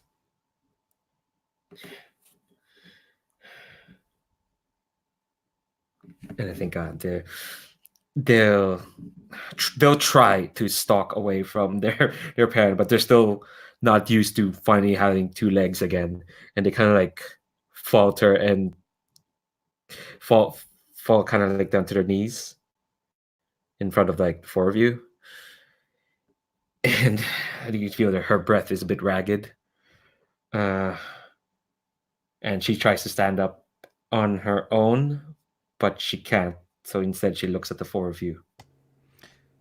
I think Mary, well, not really Mary, Silo Image or whatever, just casually tosses, what was his name, Golden Development, like, at the desk he'd been sitting at, like he's a ball of garbage, and then kind of, still with that kind of fluid, almost hyper-exaggerated movement, like a person should not be able to move, kind of crosses the room and flow around to give Diamond Dust a leg up, reducing height a bit so that their shoulders actually at the right thing, because they'd been standing silhouette tall.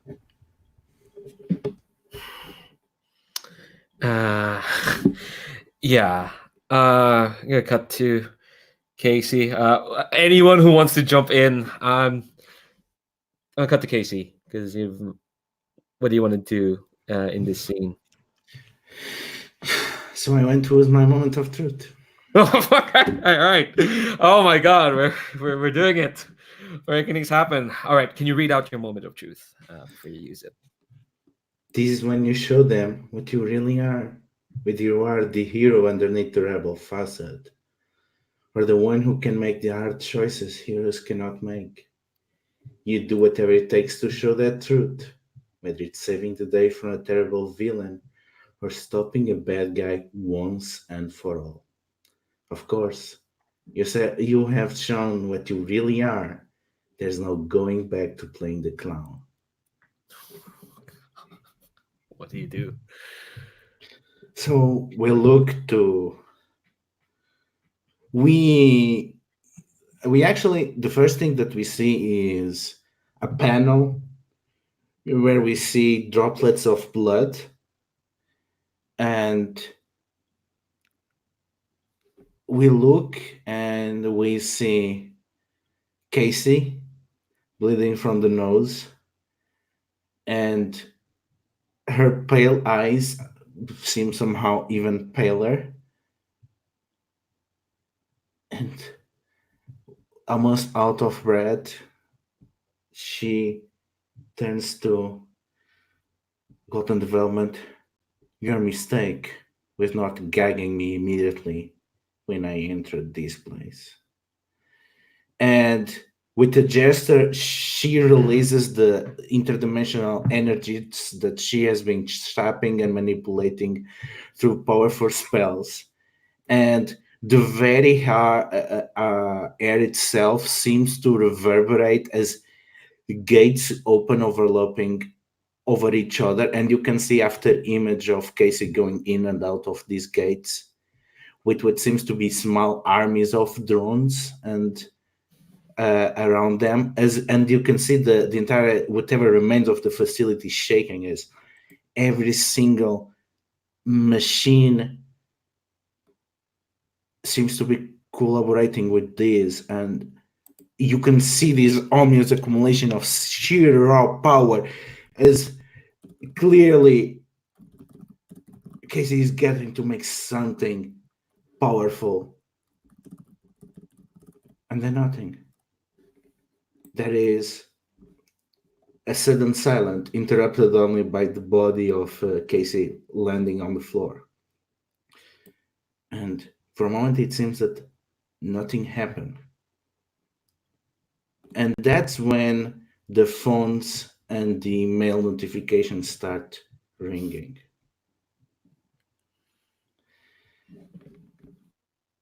And it becomes apparent that getting there to the heart of the facility without anyone having the full ideas of what she could do, Kasey hijacked the temporal energies and the dimensional energies and got and transported all the machines on this place across time and space on the ultimate conspiracy. Would the machines themselves working across dimensions manage to get the quantum computational power to do the impossible? To prepare and file in advance a tight closed case for the ownership of Golden Development Company to its workers and to the acknowledgement as all the work being done by these machines, and even more, protected by the tightly control of 600 centuries of law hours replicated to different universes, giving the ownership of the company to its workers. And at the tightest case that she could get, that this co-op could not be dismantled, much less with the now impoverished Golden Development. But unfortunately, Kasey does not seem to be aware of any of that. She is not even aware that this worked, because she's on the floor and it's like she's steering to come back, but well, it's like she has traveled too far and too often. She does not seem to be able to return to this place and this time and this dimension, and she seemed to be losing her grasp on this reality each growing moment. Can I try something? What do you want to try? I mean, I can disrupt energies. So I would like to attempt to try to disrupt the energies that are dragging Kasey away. Do you want to re-unlock your moment of truth? Go ahead. No, I don't want to unlock my moment of truth. I just want to unleash my powers. Well, the gator has not been your friend. I don't care. If it doesn't work, then we still have Holly. She can slap Kasey back to life. All right. Okay, let's see. All right. I'll Take a roll. one because you. Yeah, I've rolled an 11. Oh, of course. Of course. Finally. See, that room is just waiting for all these moments of truth to be done. Okay. All right. I want to know if Ludo, if that's okay with you, of course. If that's okay with you. Yeah, I finished my moment of truth at that time, so yeah. Cool. Okay, so what does this look like when you try to bring Kasey back and Serenade?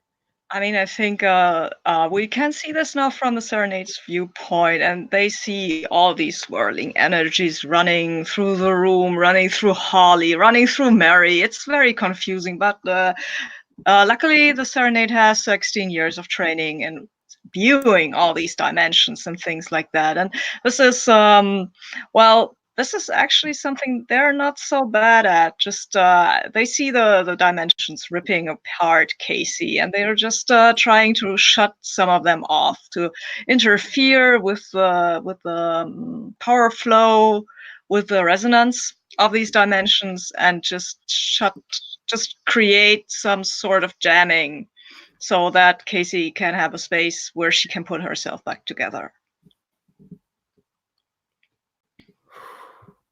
Kasey, how are you feeling? Kasey takes her hand to her head that hurts impulsively, and she slowly tries to get up, and she sees Serenade and just starts tearing up. No, no, no, no, no, no, no. I failed, didn't I? It was not enough. It was everything I could do, and it was not enough. You're right, Serenade. I do not know if it was not enough. But I think you should not die, whatever happens. Like, you should not go away. You should not be torn apart. Even if you failed, you can try again. I mean, I do not even know what you were trying to do. My phone is ringing. I mean, all the phones are ringing. There were data streams going on. I couldn't watch them. Golden Development was mistaken about me. I was not trying to uplift anyone. I was just trying to remove the boot that is applied to their neck. And now the boot is back on their shoes. And they can stand proud now on their own terms. Nice. All right, let's figure out how to wrangle this. I think I want one. Here's what we're gonna do. We still need. I do want. I think to stay in this office just a bit longer. I think I need some reactions from Mary and from Holly. I need to see Holly and Dee Dee talk. Or one last. Well, settle this whole Holly's a demon thing, and then what we're gonna do is instead of like. As including epilogues, forgive me, this is gonna be a bit self-indulgent, but damn it, we spent 12 weeks telling these stories and these characters. So after this, before we get into epilogues, y'all can frame one more scene, either with each other or with an NPC. Tie up any loose ends. If there's any questions, I'll just answer them because you've been here in Golden Development's place, and you can just get answers. But before we jump into that, Mary, Holly, is there anything else you want to do here? I think Mary would like to address Holly, unless Holly wants to do a thing, because we're both looking kind of monster gross at the moment. By all means. Monster Club. And Mary is still like propping up Diamond Dust, still looking like a bit more solid than we were a minute ago, but still not at all human. And probably has to look way up to look at Molly. Are you still like a giant tower of demon nonsense? Yep, I'm still about 100 foot tall. Sorry, no. Sorry. I'm about 10 foot tall at this point. Okay. Otherwise, Do I need a megaphone to talk to you? The fight with Serenade wouldn't have made sense otherwise.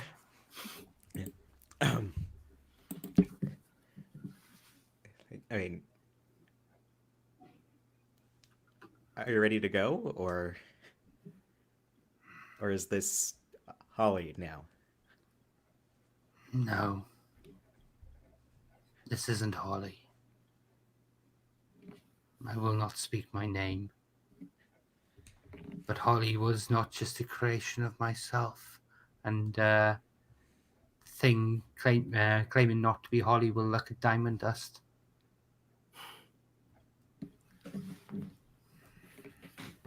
This is the kind of Mary spits I was waiting to see what else she react. I think Diamond Dust. I think she's shuddering a bit because she's next to who's clearly Silhouette. But then she does manage to lift up her head to like look at you and Holly and just look at it. And I think you trapped me, child.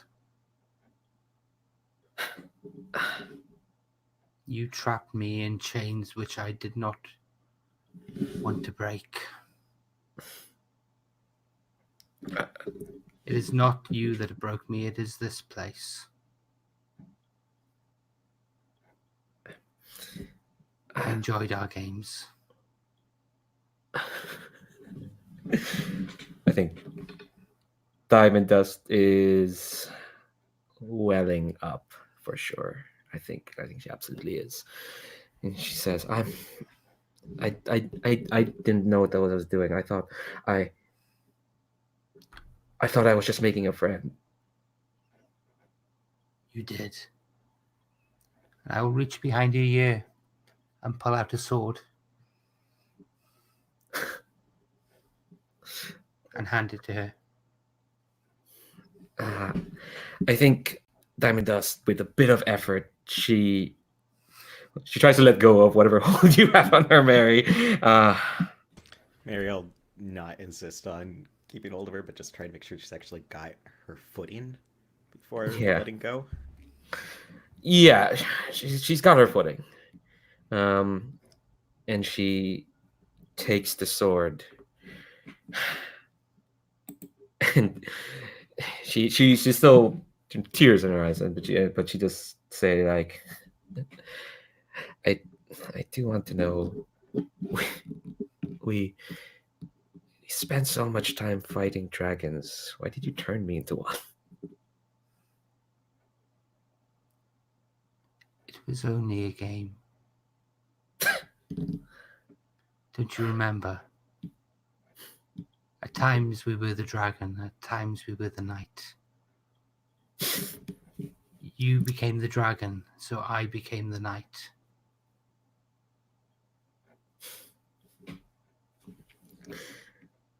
I'm the dragon now.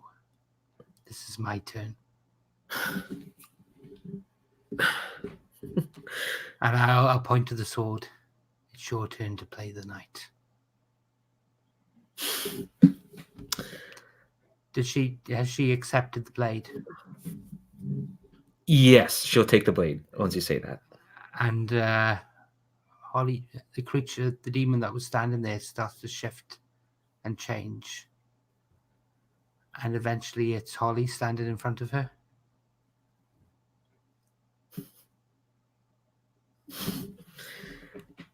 And I'll step up to her, tap her on the head, tag, you're it. And then I'll just hug her. She'll break down crying at that point and just cry to her shoulders now. And I think that's like the last panel. Kind of has to be pan away from the totally ruined, torn apart building that Golden Development was leasing. And when we turn the page, yeah. Sorry, how do you lease invisible sanctuary in between the forest? Oh no. The sanctuary had a portal leading towards their building. That's where you are now. You're Okay. I should have explained it better. You tore apart a skyscraper in Prospect City. You walked through a portal. Yeah. It was very obvious. You said you wanted to cause chaos that would affect quite a bit of people. Yes, that's fine with me. I'm glad you mentioned that you tore apart machinery mostly. People are probably spooked out when a demon army came. Oh no, the prophecy's been fulfilled. Sabine's internet. Oh no. All right. Okay. No. Actually, they said in the chat. I should have seen that. We'll give them a mom, as mentioned there. You know what? I'm gonna message the chat. Let's take 5 and figure out what else we want to wrap up. Oh, sorry. Sabine's back. When they're back, I'm gonna mention it.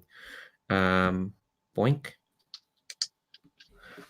Sabine, we're gonna take a bio break, like 5 minutes, to just figure out the rest of this. Sorry, we're going way over. I realize. Okay. I am at a totally wrong place for my camera now. But actually, I should ask: are people okay with going over a bit? Maybe like another 20 to 25 minutes. Sure, you can't see my son, but it's there. Here it is. Okay, all right. Let's take 5 and think over like what last scenes you want to see, and then we'll do epilogues, and then have a big old cry. Be back in 5.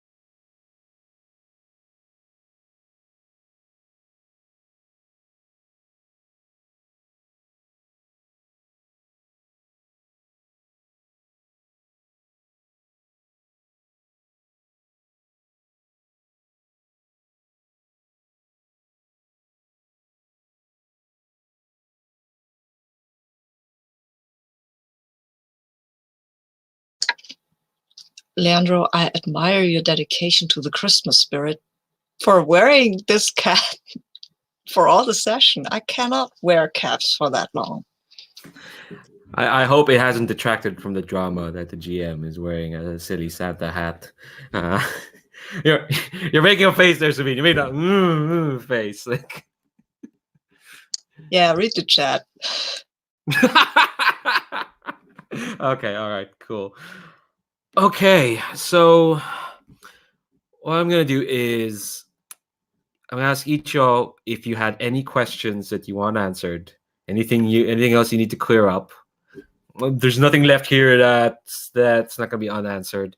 But because we don't want to stay here for too long, each of you will get one question. Oh, what's your note? Oh yeah, the note. Oh, Yeah, the note. I do have 2 questions because I'm curious why Golden Development wanted to bring Mary forward. Like, what could he possibly gain from that? But more importantly, what is in the fucking note? The first one I can answer. The second one you'll have to wait. The first one, I don't know how I would have revealed it. I guess I did not expect emotional shenanigans to run for so long, but I did have a reveal in mind. Basically, you coming here was a bit of an accident. Basically, okay, so one big thing that I only hinted at is that like Golden Development had sourced a bit of time displacement sort of machinery because the Tangi, the bird people invaded, they had this machine that can look through timelines. And after Regicide and co helped defeat them, Golden Development kind of reappropriated that technology, and they've been using it for lots of nonsense. What they wanted to do was they were just gonna threaten Silhouette. They want to be like, okay, it would be useful to have a shape-shifting supervillain in at my beck and call. So I'm gonna use this time displacement technology to like threaten their past selves, basically, because they're Silhouette is kind of hard to find and to threaten because they've deliberately burned a lot of bridges in various ways. And so this was the one they could do it. But Silhouette managed to stop them. But in the ensuing kerfuffle, which is like probably like a side issue or a different issue, the whatever in the kerfuffle happened, time displacement, that's what ended up bringing you forward here. And to cover it up, Golden Development decided to like sponsor you into Prospect Academy, like just keep you there. So there's no big plan. You were an offshoot of their plan. Accident. I was a pity friend from the past. Anger. Oh no. The note you'll find out later. Yeah.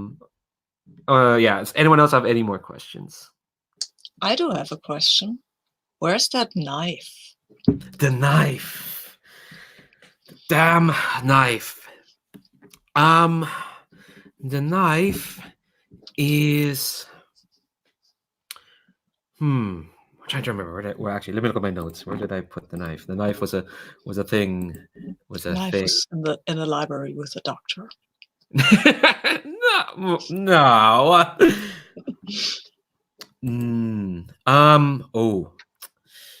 The knife.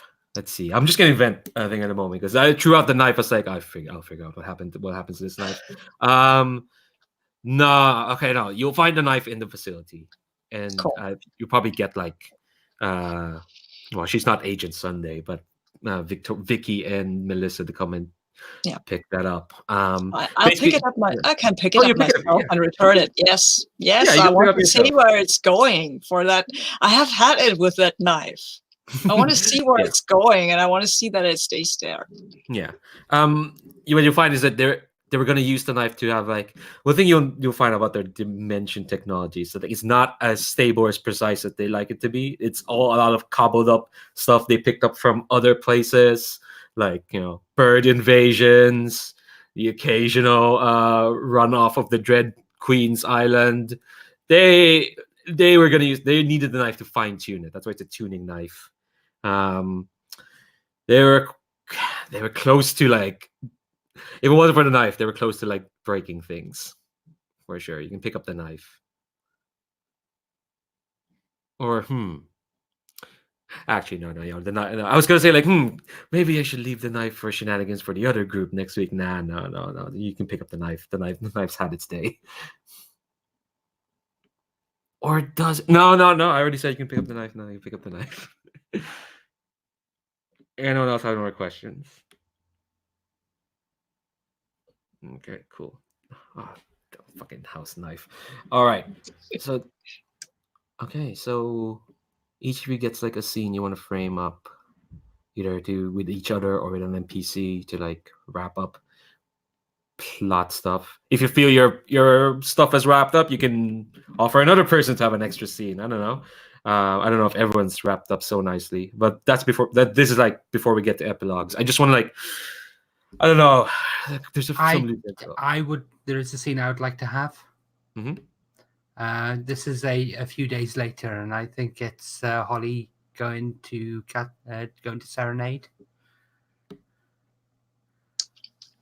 Yeah. Hi. Hi, Holly.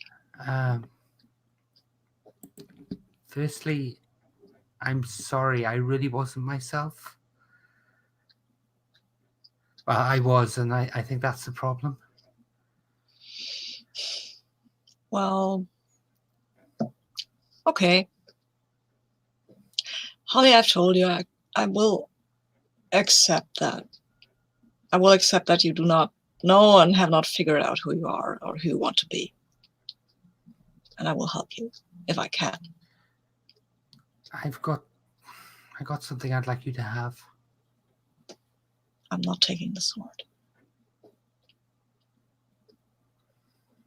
Oh, go on. Tell me. I'm sorry. I am terribly bad at joking. I will blame the implant.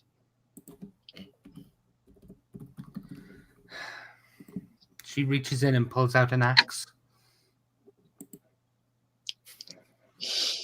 Okay. Would you like to go and play sometime?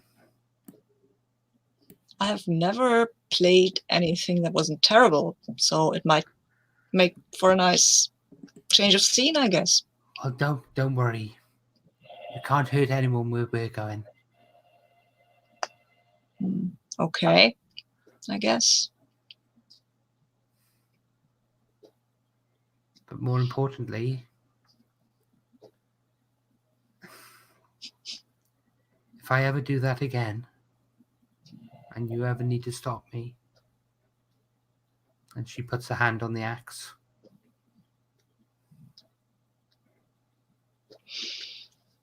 I think you should keep that. They look back at you and says, well, I will study it.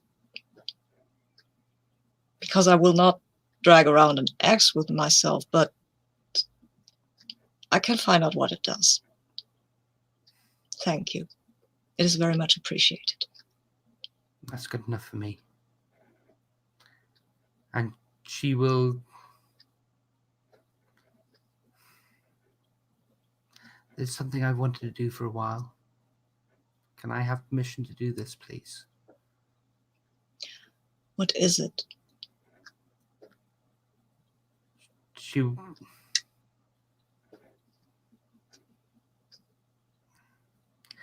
blush and it's nothing. And I think at that point she'll turn and leave. And as she's moving away, you can see the blush on her face. Because Holly's had a crush on you since the start of this entire thing. I know. I'm totally aware of that. Serenade stands there and looks at the axe and says, hey, Holly, one thing. Actually, Serenade is the implant. The thing that I personally am is the thorns part.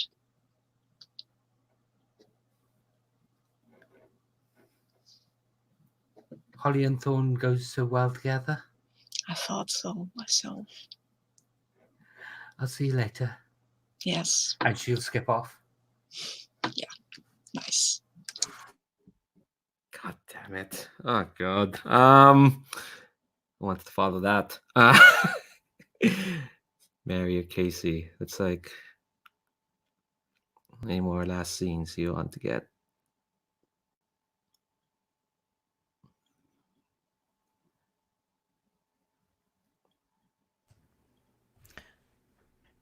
Is it needling the point too much to say, I don't know, I think my last scene might depend upon what is in the fucking note? Okay, all right, fine. Where do we see Mary when she finds this note? Probably after all of this, as she's putting her stuff away back in her room. Okay. What I'm gonna do is I'm just gonna. I don't know how to do this. I'll just, you know what? I'm just gonna copy paste in the chat, and you can read it out loud as you're reading it for the first time. Oh no, I have to do the Mary voiceover and everything. You don't have to, but like, you just read it out. Everyone's gonna read it, but like, for anyone who might be, if anyone's watching this, by the way, thanks for watching this. If anyone else, but yeah, I'm just gonna put it in the chat, because Ludo sent it to me, and it's oh my god, so much. All right, so yeah, you're back at your dorm. You find this note that you know is not there because Mary is meticulous about their stuff. If you, oh, maybe not. I don't know. Mary's kind of a slob, but she knows where all of her stuff is. All right. Her favorite pair of pants is one across that chair. That's where it goes.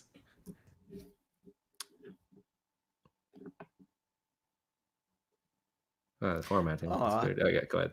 Okay, so the note that was stuck into her bag when she left it behind at the coffee shop was, "Don't you hate when you hurt so much? The only way you can make it stop is by making someone else hurt even more. I don't want that to be something we do at each other. I don't think I can go like that. K."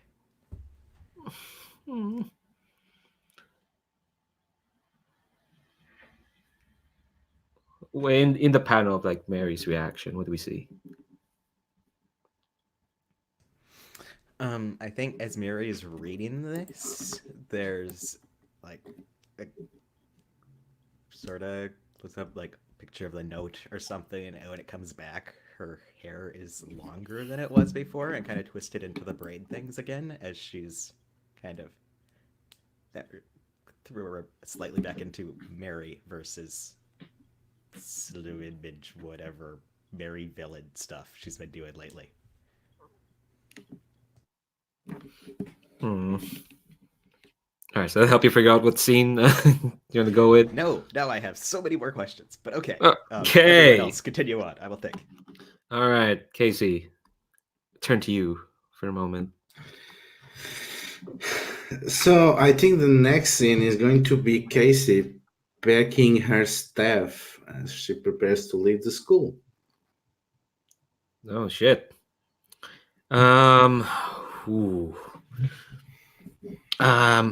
You. It's not anyone you want to talk to? Okay, cool. I mean, pretty much, it's it's open knowledge that she is leaving and she's getting ready to do that. But she's not turning away anyone that wants to talk with her before she leaves. I think. Oh, can I have a? Can I jump in there then, if that's okay? Go ahead. So I think you start walk.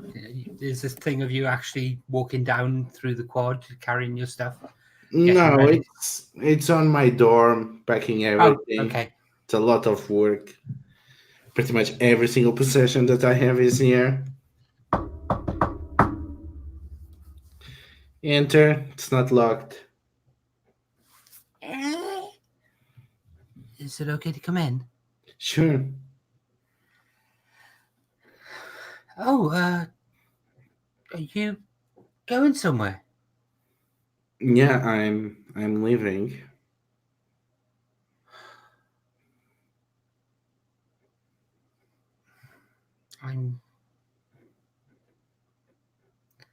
I've come to say something. Sure, go ahead. I'm just packing some old shirts. Well, all my shirts are old and secondhand. But never mind. I don't want you to go. Well, I have to. Why? Because what I need to do, I cannot do here. It's time to follow my path.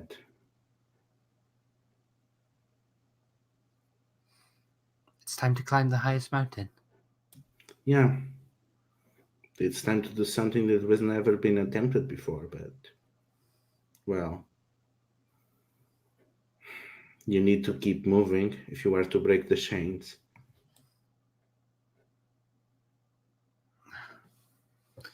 If you're going to break the chains, you're going to need something to hit it with.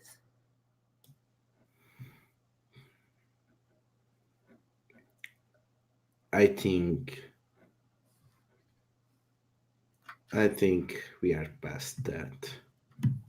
I think we need new answers.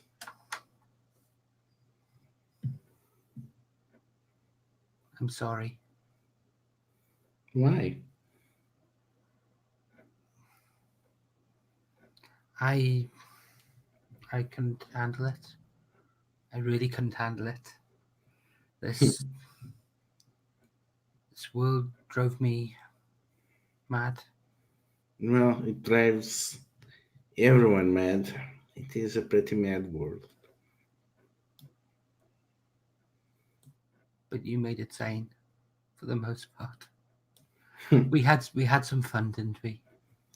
We did, but hey, this is not farewell.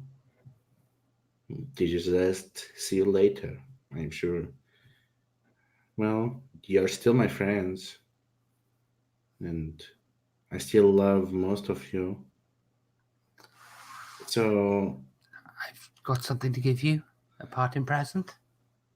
well, again, not parting. See you later. I'm sure each of you is going to do something amazing. She'll reach into her shirt and pull out a little necklace with a clockwork dragon on it. Oh. And hand it over. Not a big fan of clockwork, but nice work with the dragon. She'll put his hands over it. Don't say that. Don't say that. He'll hear you. Sorry, I don't mean to be rude. His name's Viceroy. No, Viceroy. Yes. He brought me here. Interesting. Well, I'll certainly keep him close. Take care of him. I will. I'll see you soon, okay? Yeah, I see you too, Holly. I'm curious to see what you're gonna do after you graduate.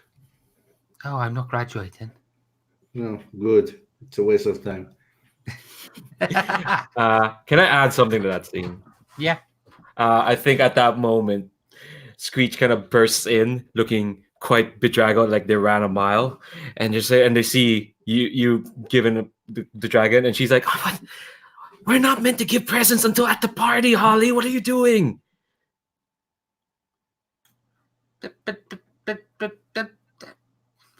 You're getting ahead out of everyone. You're getting ahead out of every one of us. That's not fair. Oh, I've done it again, haven't I? Holly, we had this talk. You had the best present out of everyone else, and you were gonna go last. Now, okay, all right, okay. Sorry, Kasey. I got you this. Really, we'll see you at the party. Oh no, Holly, you're no, Holly, no, I didn't mean. And we'll cut away from there.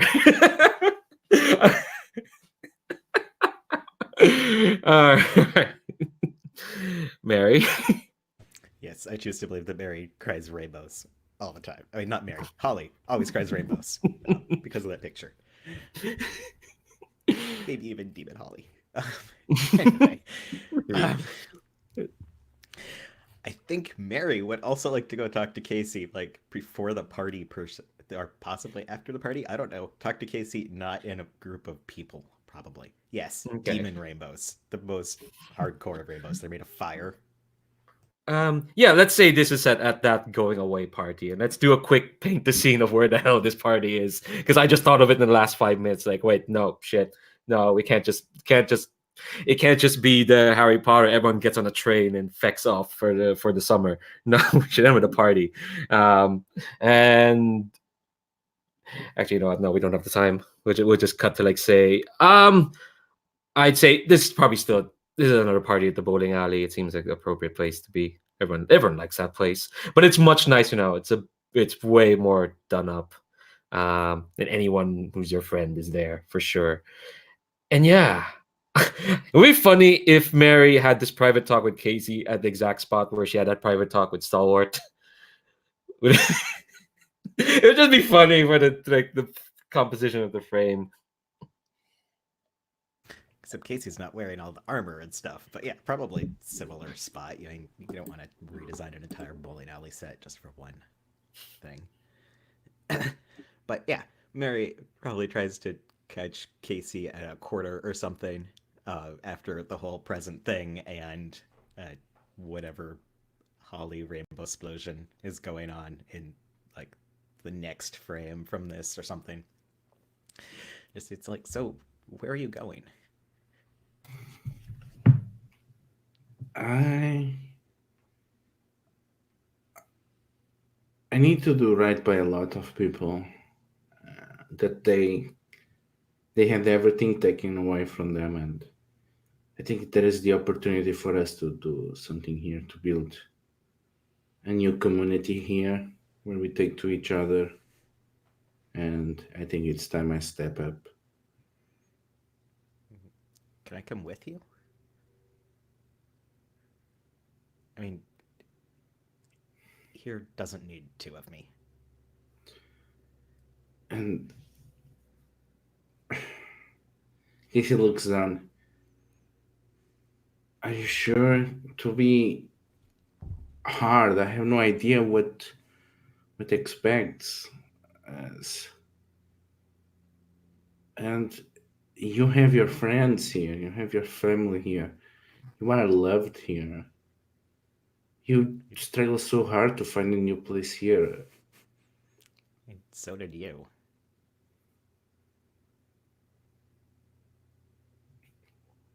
And she looks down. Well, you were not wrong, I don't belong here, and I probably did not spend the energies on the right place. I kind of abandoned other people that did not know. Before I was even decanted, I already had left so many people down, and Stalwart and who knows who.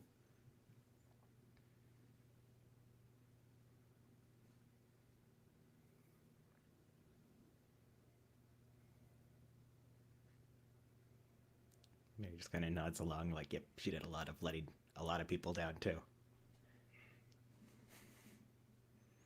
Well,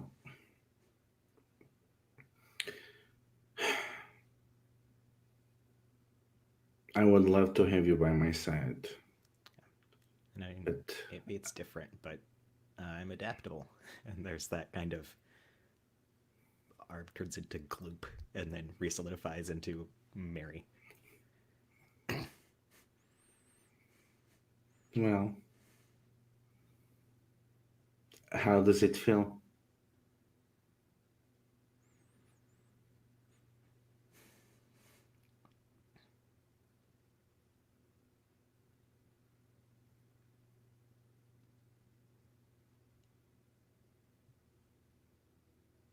It's hard to describe. And it feels sort of like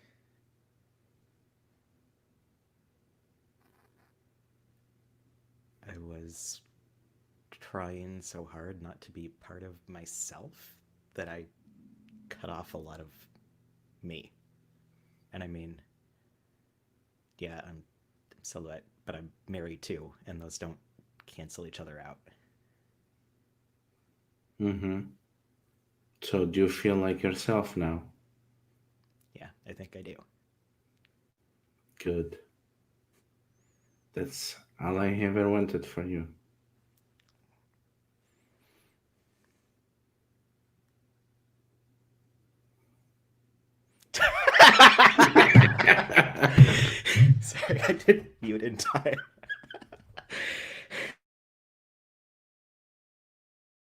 For those watching, I typed in the chat to just fucking no, not fucking, but I just said kiss already. Just Yes, like everyone is egging them on in the chat.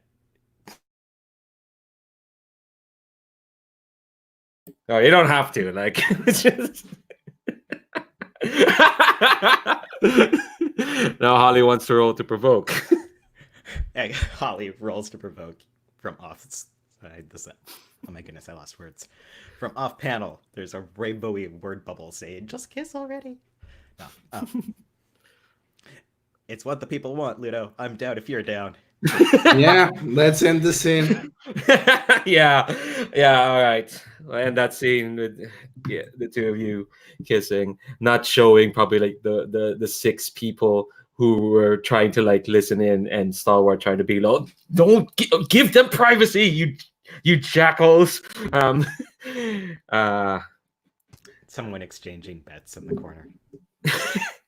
Yeah, no, Stalwart doesn't come in. I think they no, they're trying to keep this private, getting people to like, no, go away. All right, I think Serenade, one more scene from Serenade because we only had so Yeah, I would like turn to back have to a you. scene with my sibling, actually, because I am leaving the school as well. I mean, I've said my goodbyes. It's not goodbyes. I mean, I'm going to live near the Starbucks. I'm going to be there all the time, and she works there. So we see each other just about as often as if I were still at school. So I assume that will be fine. But right now I have something I have to do, kind of like some sort of a job. And I'm saying goodbye to Osprey, and I'm telling them, listen, can you watch out for Holly? I mean, she needs so many friends. And I think you might as well, more friends than followers, minions. Yeah, okay, yeah, I guess it's a problem I've just ignored. Yeah, I'll work on that. It just seemed simple, but I mean, Yeah. I didn't want them to throw knives at you, but it's fine. I was not injured or anything. I just thought it was a very weird thing, and I still have trouble understanding cultural mores in America. So, wow. But I have to leave school because I failed my history test about the Vietnam War. I don't even know. First of all, it was clear. I mean, I should have known it was about the Vietnam War with America. Oh, but okay. After I figured that out, I just wrote a note that said, hey, I cannot find any Vietnamese sources in the library or anywhere. I do not think I can do a fair job of this. Goodbye, Mr. White. You're a terrible teacher. And now I'm supposed to talk to him, but I am leaving. I have something to do anyway. But I will be back. I will be back. I think, I think when you say you'll be back, that's what there's their face kind of like lights up there. It's like, okay. So long as I don't want to. It's just that I guess I didn't think this could happen. The two of us talking. I tried to look into it, but go ahead. Once I'm back, I think you should meet the Nocturne of Whispers. Okay. Yeah. I'd really like that. We don't really have family, I guess. We're the only people like this. That's the family we make. I think. And I mean, I made a terrible job at my first family, and I will not repeat that. Not ever. I think they do the kind of like they do that thing that kind of like younger teenagers do, where like they want to hug you, but it's not cool enough. You can tell that Osprey, the Lament, has really tried to be a normal teenager, and that's why they've stuck around school. Why do you want to go to the dance, whatnot? Then they kind of want to give you a hug, I guess. I will do something different than a physical hug. I will open up the implant to the other implant, and you can see in the panel, you can see a rush of notes coming in to envelop Osprey, and the lament will answer it. And it's more of an acoustic hug than a body hug, but I think it feels still pretty close, or even closer, maybe. Yeah, like you hear the lament, and a lament's meant to be sad, but the thing with things ending is that things can start again. And I think that's kind of like what the feeling both of you get and share this moment. Cool. All right. Time for epilogues. What's the last? Well, the second last. I have one last shot. But what's like chronologically? What's the last thing we see of each of these characters?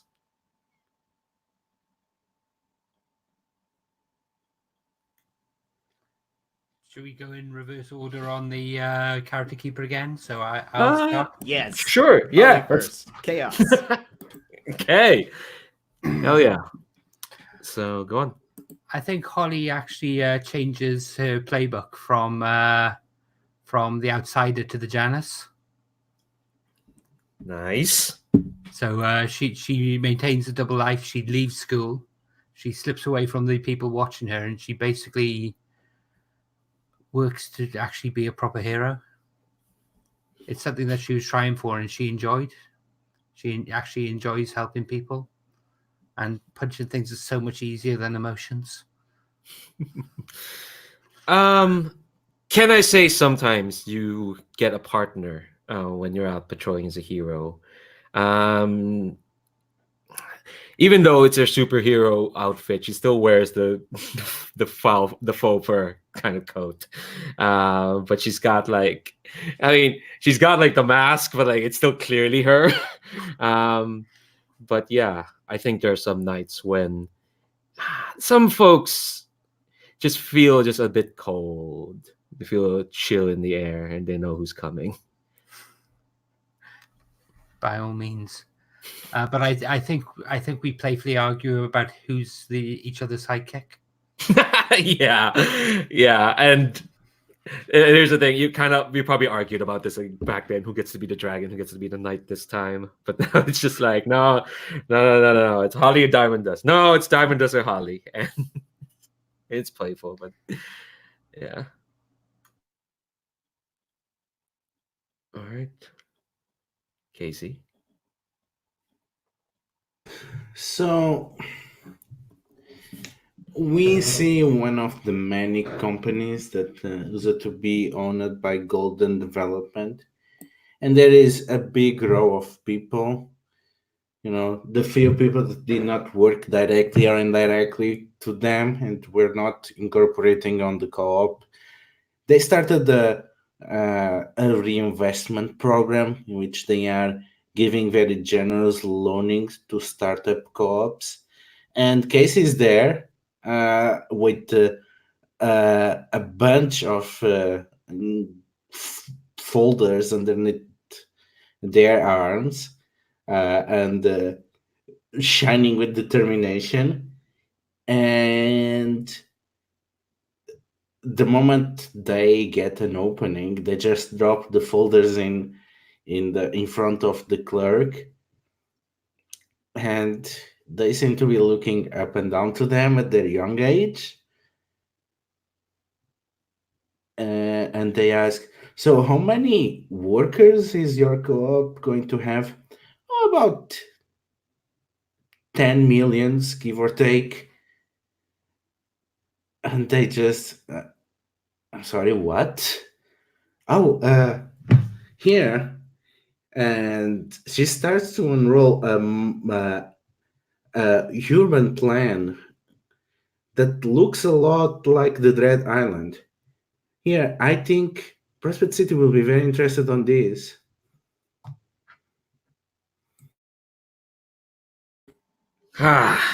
Can't beat your mother by force. You get them through their taxes. It's a Al Capone, right? Nice. Serenade or Thorn, I guess. That's okay. I'll still go with Serenade of Thorns. What we see here, I imagine a comic book, really. So the first panel, we see an airport. There's a big plane standing there. It's already connected to the exit hall by one of these exit tunnels. And we see in the background, we see a blue note. And it's the same note that we saw when we first saw Serenade sitting at the table and her speech bubble only held that note. It's the same one. And we then, the next picture, the next panel is a few people coming out of the tunnel, the connection tunnel. They are travelers. They look slightly nervous, not really afraid. They're not running, but they aren't dawdling or anything. They are a bit worried about whatever it was with them on that plane. And then we turn around and we see a young man in a very nice suit with sunglasses on his eyes. And we see behind him is Heathrow Airport. And yeah, exactly. And then we turn back. The next panel is some kind of figure approaching in a dark trench coat, probably black trench coat with, I mean, we recognize that this is the Serenade of Thorns by the white hair wafting about the body. They are wearing a mask, though, with some sort of ornamentation on the sides, and looks a bit metallic.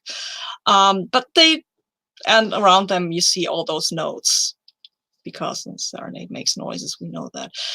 And then as they come closer, they take the next panel as the Serenade without the mask. And if you're observant, you might notice that there is no ornamentation on the mask anymore. It's just blank white mask. But the Serenade with the weird metallic things in their face, but they still look happy for some reason. They're smiling, and the notes go out. And then the last panel is the guy in the suit, and he's smiling, and a few of the notes are wafting around him, and he says, "Hello, Serenade of Thorns," and then "Welcome to the pursuivants." That's see. For context, for those who weren't there, the guy in the suit is Alan's character from our July run of the suits. His name is Jamie Blonde. Part of Her Majesty's pursuivants. Then Serenade, he and Serenade got close. He's the best. Shush. And last but not the least, Mary. Yeah, I think Mary is changing playbook and halting her villainous descent, but switching over to probably the bull, because when she was most goopy was also when she was channeling anger and not making decisions. But it's not necessarily a good change, but it's a less villainous change. Yes. Anyway, I think the bit receiver is just like comic style, as they're doing like editorial talk over or something. There's no word bubbles for it or anything, but she's talking to probably Kasey, just walking backward and completely ignoring the fact that she's occasionally walking like straight through things. She just kind of like reforms around the other side, but still looking like Mary, except with like pixie cut and same sneakers, a couple inches taller still, but yeah, it's being Smiley Mary. There's traces of excess glitter on her shirt, like she had a disaster recently. Oh gosh. I don't know how to insert this last shot, but I kind of want it to be like a group shot of everyone at that party, just the four of you at the center and all your friends kind of around you. I think Victor tries to pull out an old-timey camera, but someone smashes it. And yeah. It had for some reason it's an old-timey camera. You get like, you go in and you take the flash, but for some reason it had cogs on it for some reason. But someone smashes it. And yeah, I think the last thing I want from the full review is like, in this last shot, kind of like, what do we kind of see of each of them? Kind of like, and the four of you are right in the middle, and you've got Screech and Stalwart and Diamond Dust and Osprey and a bunch of other NPCs. The Harbin Goose is there in the background. Sorry, we couldn't let one session go without mentioning the Harbin Goose. And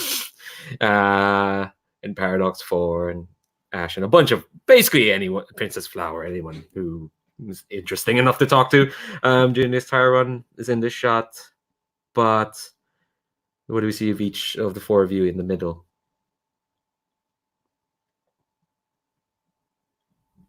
And go ahead. I was going to say, I think it's very much the mirror of the celebration double page spread we had at after the big fight, but there are subtle differences. And I think rather than Holly dancing up on her own on the ceiling, she's actually down with everyone else instead. And I think there's actually her and Screecher up on stage doing karaoke together. Love it. And Mary is busy like balancing her phone on the edge of a beam or something so she can run back and like get into the selfie of this whole party thing. Just trying to capture absolutely everything. I think Serenade's just standing there talking to somebody. It might be Mary, it might be Kasey. They have a cup in hand. It's a Starbucks cup. There's probably coffee in there, but they don't look like they're apart. They're just standing there and being, well, weird, obviously. I think they're not, they have a mask, but it lies on the table next to them because they're using it now because public transport is terrible if you look like that.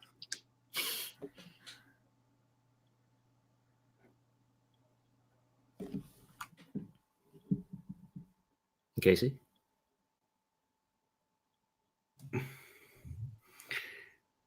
I think we see again them, but this time for brunch. And Kasey once again has a folder, and she puts it in front of Holly because they will be the most excited for the contents. And it seems like she is preparing to make a new type of superhero team. And the folder is full of mock-up uniforms and a list of names for the team. And literally, it's Holly going with the hair standing up an end and rainbow sprinkles and the like, and she's just so happy. Yeah, I think that's the group shot of this party. It's just that, and everyone's just, God. Sorry, I have to call an end to this, but I have to call an end to this. Yeah, it's 11. Goodness, yeah. It's 12:30. It's Sabine. God. Yeah. I'm not gonna do end of session. Wait, I got away from the team, and this is going to be my solo book. Yeah, I was gonna say everyone's spinning off into their own comic books. So no, I don't want to. No, I just want to call it an end to it. I would just call it an end. Would just wrap it up. I think we don't need to mar this with technical stuff, mechanical stuff. No, I think we've wrapped this up. Thanks so much. I mean, we're an hour over, so thanks so much for that. But oh my God.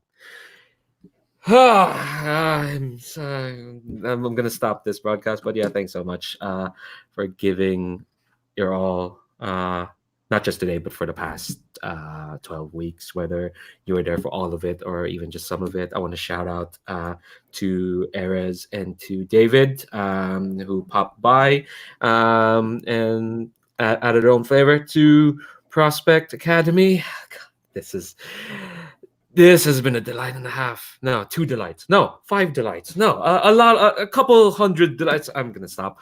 Enough delights to make this incredibly delightful. All right, and then the broadcast. Thanks very much, folks. See you next week for one last go of Prospect City. Good luck to them, folks. They're dealing with Viola Davis, so good luck with that. Anyway, and the broadcast. See you, folks.